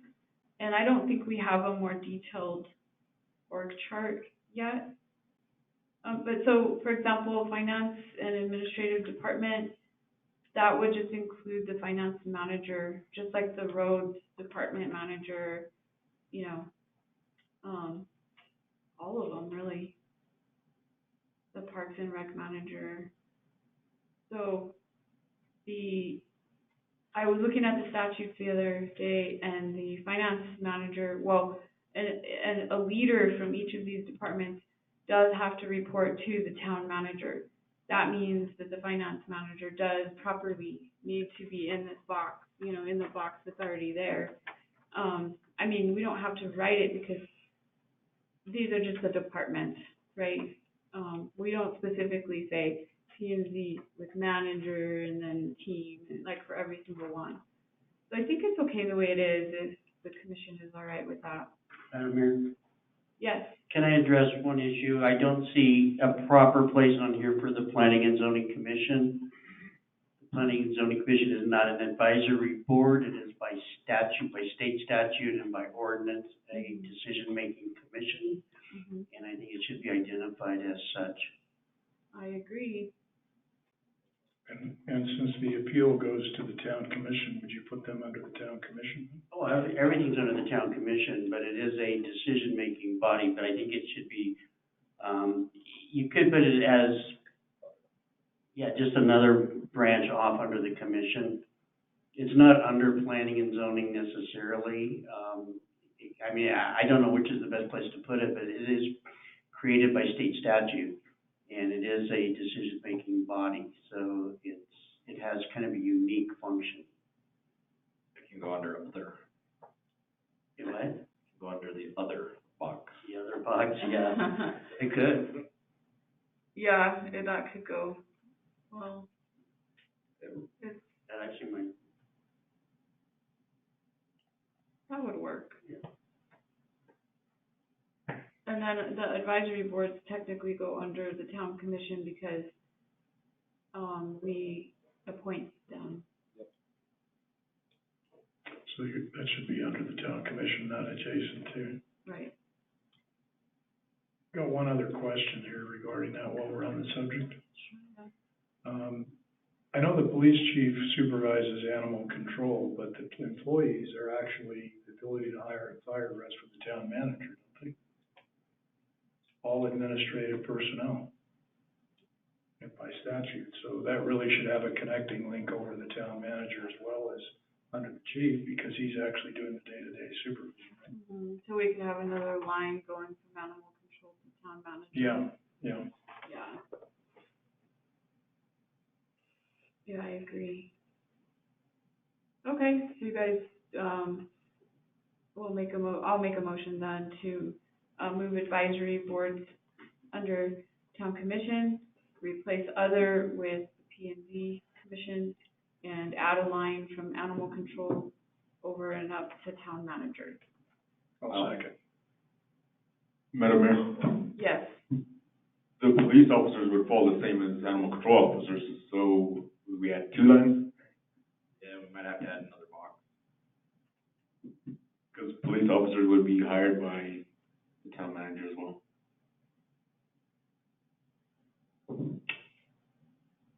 That doesn't.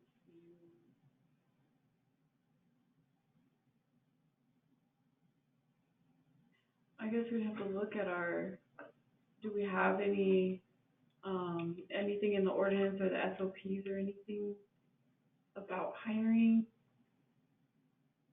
Well, That since the chief, the chief would be the only exception, but police officers would be the same as animal control officers, brought in by the town manager.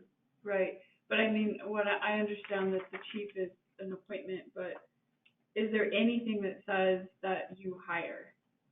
No. Nothing No. in the SOPs or No, ma'am. anything at all? No. Because what I'm saying is it can be delegated, right? So, but if we don't do that in practice or in policy, then, Good point.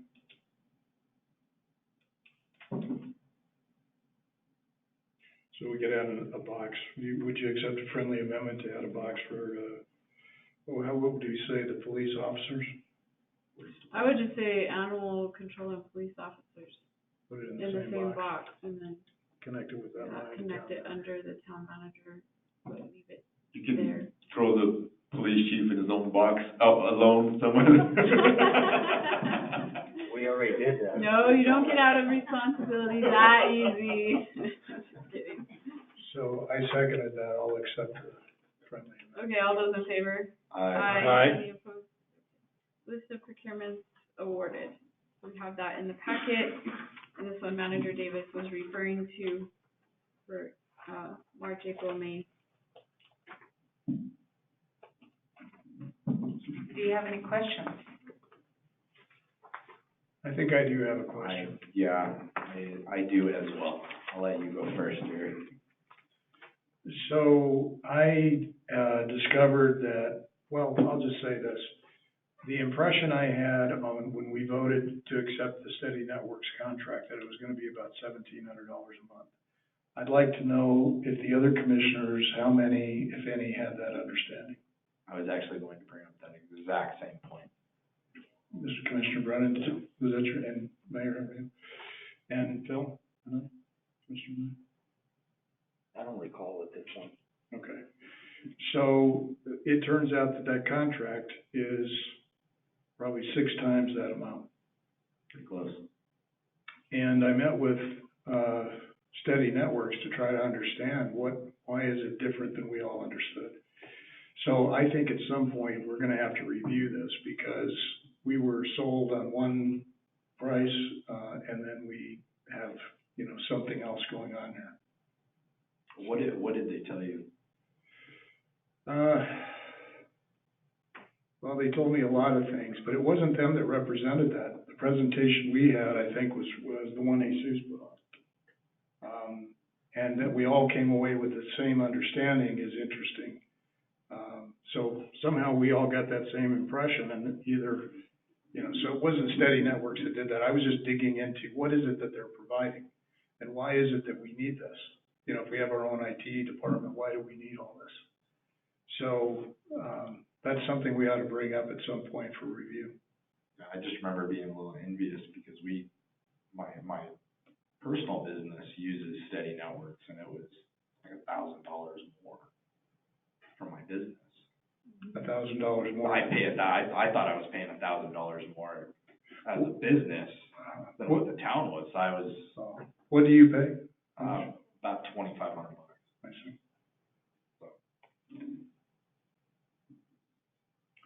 So I just wanted to flag that now that it's an issue here, and that we probably want to put it on an agenda at some point to do a review. Can we have Jonathan come in and talk to us? I think we could, sure. I think he'd be open to it. Yeah.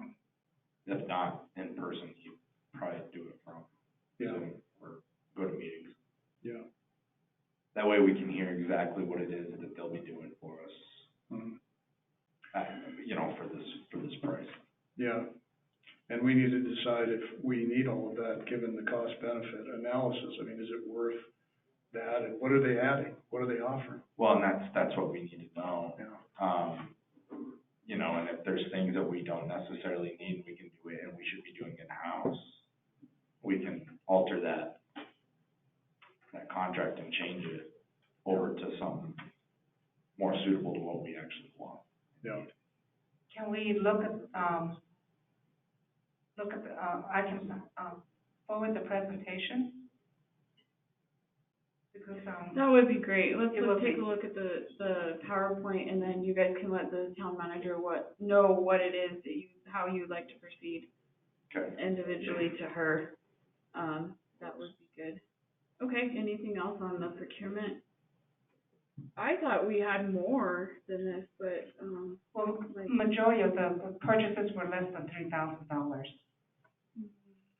We have one agreement where he, decided to, he'll take less hours, so it was it came down to $3,000. And then REDW, for example, they probably, because we haven't paid them yet, maybe, but I think they go. I looked at the May, was it in June when we finalized it? Maybe it was in June, yeah, maybe, but. There are more purchases in June. Yeah. Okay, anything else, guys? Is Echo Ridge covered here? Yeah. That was the original contract price. Okay. I do have a motion to approve. Maybe it's a motion to approve minus Steady Networks. I don't know, whatever. I'm gonna table it. You know what? I will go ahead and make the motion to approve it, except for Steady Networks. I'll second that. Any discussion? All those in favor? Aye. Any opposed? Okay, open space site and facilities policy and procedures for Venus Park and Pavilion. Aye. And so for this one, I'm gonna recommend that we bring this up, let management take a look at all the comments that were brought forward by the public and the commission, which were very good comments. Incorporate those changes and bring it back to us with another draft at another meeting. And any objection to that from the commission? No, but can I add Yes. something?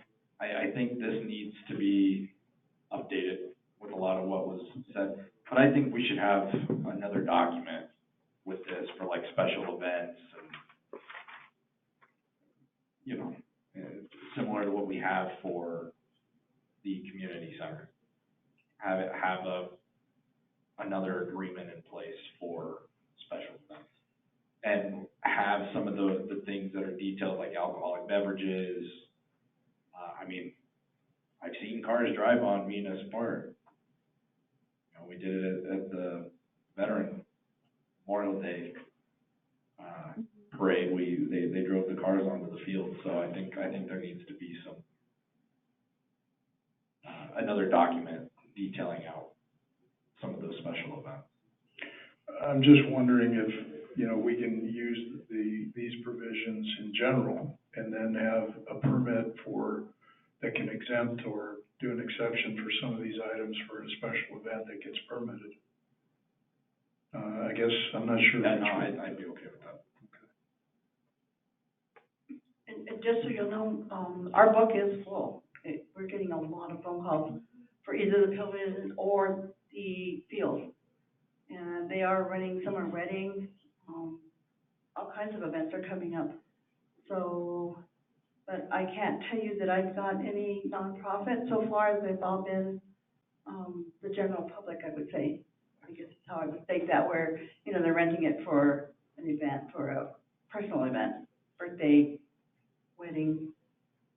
I'm sorry, go ahead. I did have, for a whole week, every weekend in June, every Sunday, we did have a church, you know, where they were using the pavilion for church services. Did the people with the wedding know that there's no alcoholic beverages? Well, we were waiting for this to see what happened with this before we went and started with July 1st forward, and making everybody aware of this document being approved. We were going to make phone calls to everybody that has reserved either location. So I'm wondering if that would fit under the, you know, you get a permit if it's an exception to this, to any of these items. So if they want to add alcoholic beverages at a wedding reception, I guess they could get a permit then and specify that that's an approved exception in this case. You do it that way. So we have a set of general rules to follow. And then also, I think we add to that the town manager can grant exceptions to the fee and exceptions to the rules, as already has been suggested. We did that at the school district with the superintendent. Superintendent's allowed to make exceptions to anything, really. And so that's kind of a practical way. Within reason. Yeah, within reason. I mean, but that's a practical way of handling it. And I agree on the dawn to dusk and things like that. It just seems too restrictive. We have one, I think is going till 10 p.m. That wedding, I believe, is going till 10 p.m. That's what we have written in our book. And then we have an event coming up in November where they wanted to bring their camping trailers. It's that AKC event with the dogs. Nice. Yeah, and he wanted to bring their campers so that they would have, they're going to have different little vendors and little stations out where they would actually take care of their dogs, where they bathe them and all and get them ready for their little parade and presentation. So he had asked for, but they're coming self-contained campers, so they're not going to use our facility, no water, very little water, but they are coming self-contained. And the pricing is actually very fair compared to some of the, like the city of Albuquerque. It's a lot more expensive with the city of Albuquerque. So.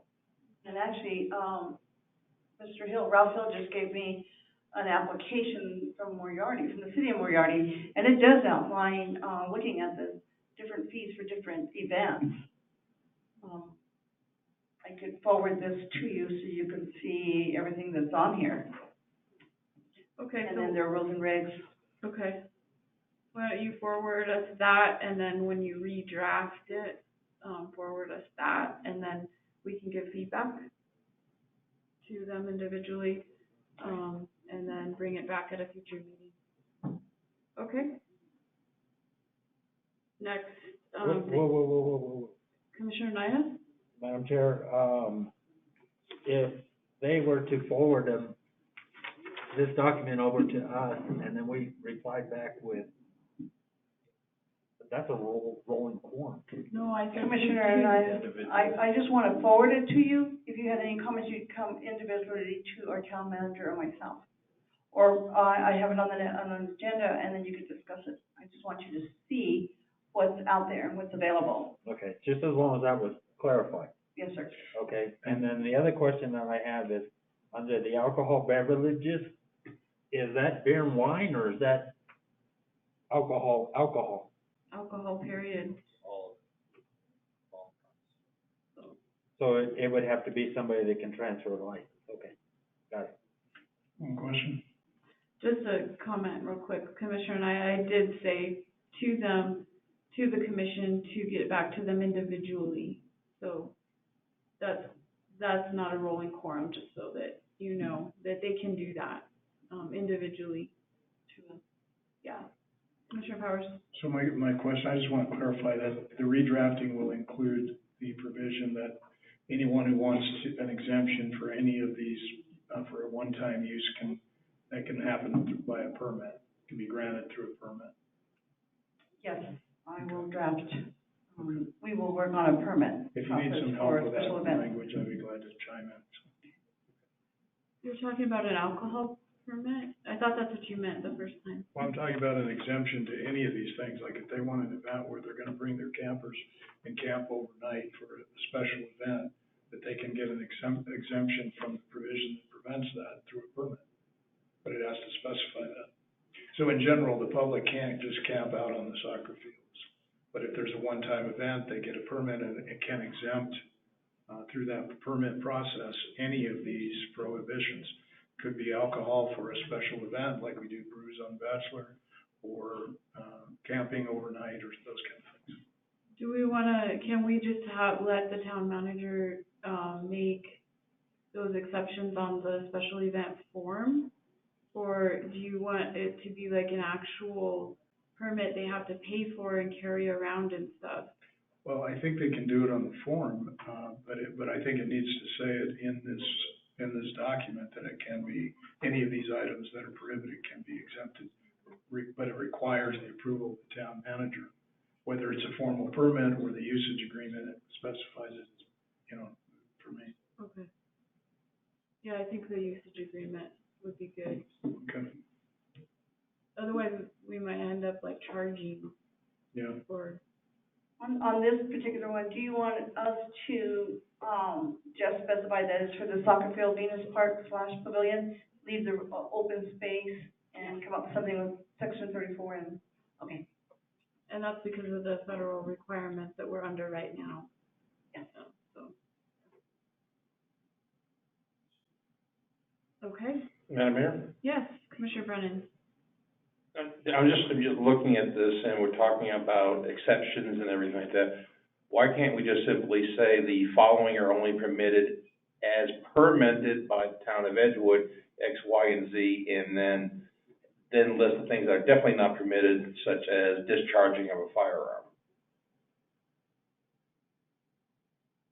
as an example. Mm-hmm. That way, you're not saying, no, you can't do it, but then you can do it if you have the special piece of paper. Why don't we just say, if you go ahead and apply for the permit, this can be done, which is basically saying if you don't have the permit, you can't do it. Does that make sense? Yeah, that makes sense. Okay, I think take a shot at it. So there's precedent for this in the zoning ordinance. I mean, you specify what's permissive and then what's permissive with conditional use. So that's the zoning model. I think that's what you're going for. I think we can come up with some options and then bring them back. Thank you for that. Okay, Emergency Operations Center procurement.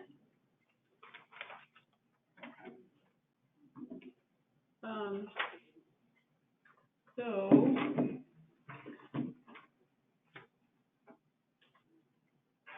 we do have, Kay, do you have the suggested procurement from Mr. Berger? I have not seen anything. He talked about some things, but I have not seen anything. I think it was an email, but it's not in the packet, so it'll need to be added to the next agenda. And as well as you could put that PowerPoint in there for the public to see, would be great. Yeah, and these are things that he is suggesting not, of course, we don't have final numbers or anything, but we need to be able to have permission to go out to procurement for these things.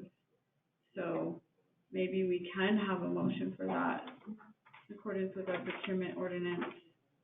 We don't have to have the quotes. Basically, what we're doing is asking the commission for approval to procure equipment for the EOC. To go out for procurement? Yeah. Okay. Yeah. So that's a clarification on that part. So, Madam Mayor, Commissioner Donovan. make a motion to approve going out for procurement for emergency operations center. I'll second. All those in favor? Aye. Public comments. Okay, let's hear from anyone here in the room. Already said Or Mr. Seeger's already said it all. Come up, Sherry. Former Counselor Abraham. I just wanted to say that I really appreciate all the work that you guys are doing on this public facilities policy and procedures to be able to use the facilities as much as possible. You know, I see Edgewood getting really, really busy. And then I had one other thing that I would maybe like to recommend. When you open up section 34, if maybe we could pull together some kind of community 1K run, walk, something like that, to possibly benefit the future junior police academies, to make sure that program continues or something. So, you know, some thoughts of things we can do as soon as you guys open up section 34 with the great ribbon cutting and event. Thanks. I know one committee that puts on some fabulous events like Memorial Day that might be interested. Ralph is hiding. He's like, no, not one more thing. Okay, let's go online. Anyone online who would like to speak, go ahead. And can you unmute caller 2? Caller 2, do you have any comments? Okay, hearing none. Anyone else? Okay, future meetings we have listed here. ICIP capital outlay request meetings. Stephanie, do you want to cover that?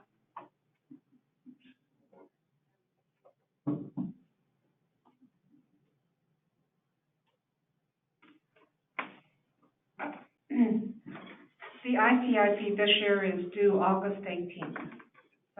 Used to be in October. So I'm requesting that we start the process of selecting the items that we would like to put in ICIP so that we can go to the legislature and ask for financial support. Okay, so probably Commissioners July and August. Yes. Have community input, we could do a workshop, you know, whatever we want to do on that. But that's on the radar.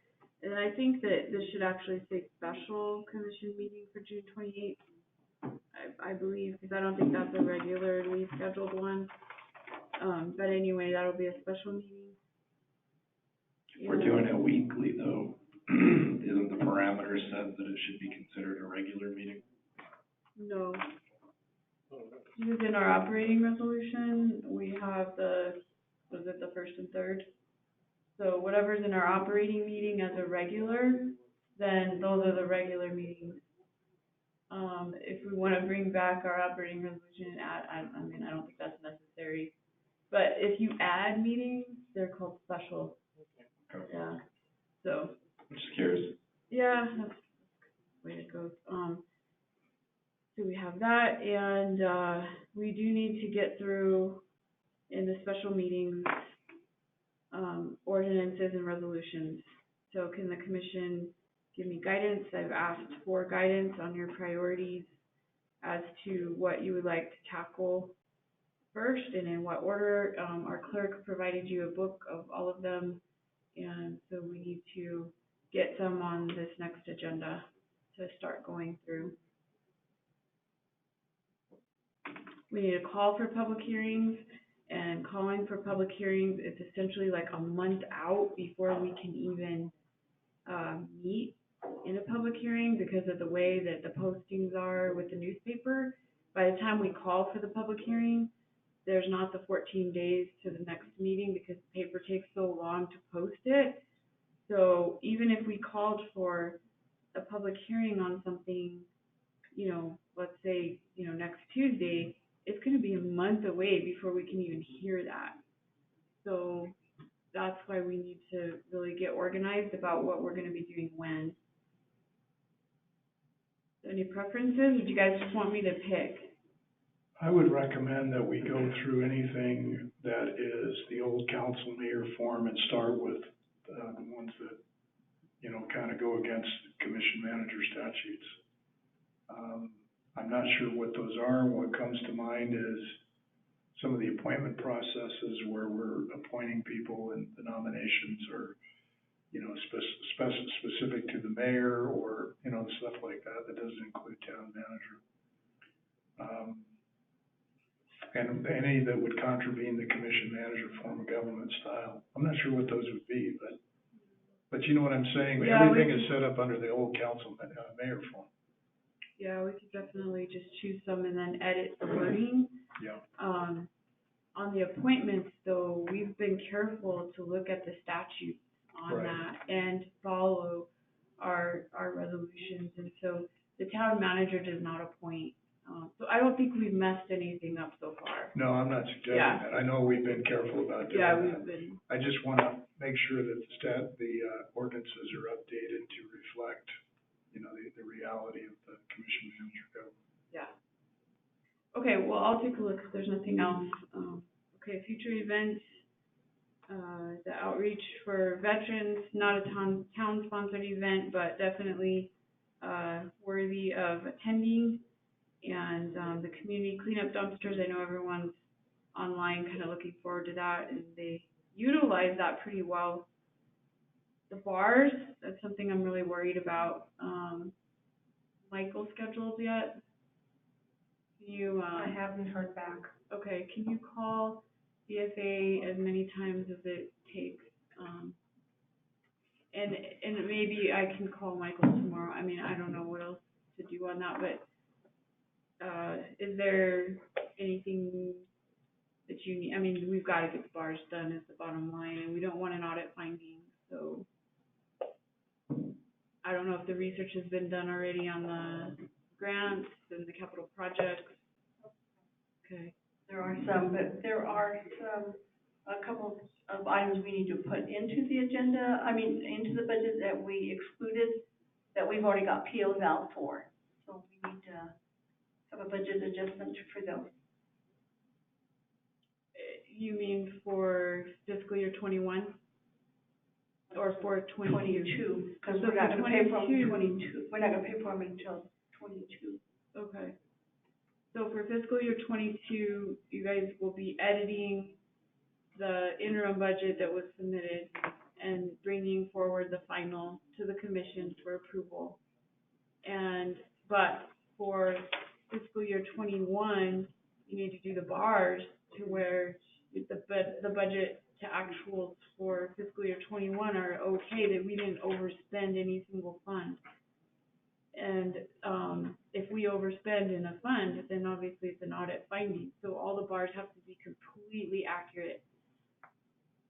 And we have to approve the bars. Yes, we have. And so I don't even know if DSA has a deadline on that, or, you know, so that's something.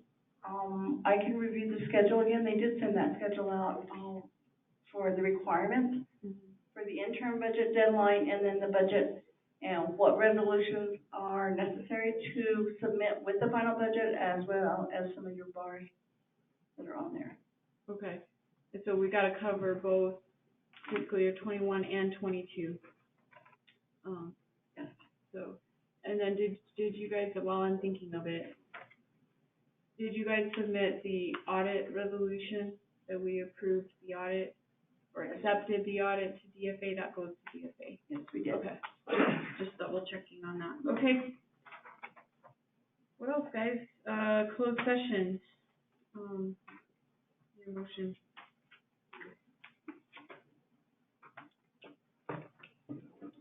Madam Mayor, Commissioner Brennan. as per motion and roll call vote pursuant to NMSA 1978, go into closed session, section, for items I, section 10-15-1H2, confidential discussion on the hiring, promotion, demotion, dismissal, assignment, resignation of a public employee, or the investigation of consideration of complaints or charges against a public employee, specifically administrative assistance. Also, I, section 10-15-1H7 for confidential discussion regarding possible litigation on 171B State Road 344, Edgewood Elementary School, South Building. And finally, section 10-15-1H8 for confidential discussion of the purchase of acquisition or disposal of real property or water rights. Second. Okay, Commissioner Naya, second. We'll do roll call vote. Commissioner Brennan. Aye. Commissioner Donner. Aye. Commissioner Powers. Aye. Commissioner Naya. Aye. And I vote aye. Okay, we're in closed session at 9:26.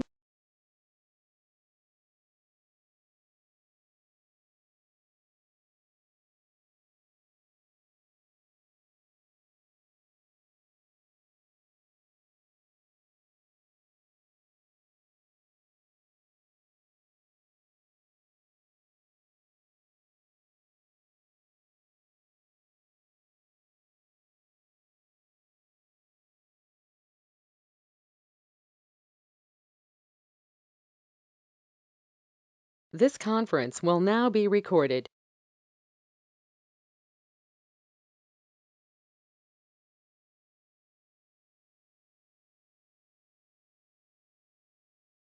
Everything's all right. Okay, need a motion to come back into open session at 10:23. Madam Mayor, I'd like to make a motion, we come back to open session. I second. Commissioner Donner, second. We'll do roll call vote. Commissioner Powers. Aye. Commissioner Brennan. Aye. Commissioner Donner. Aye. Commissioner Anaya. Aye. And I vote aye.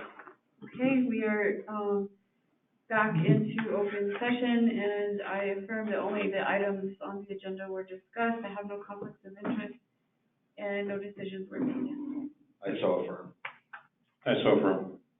I so affirm as well. And I so affirm.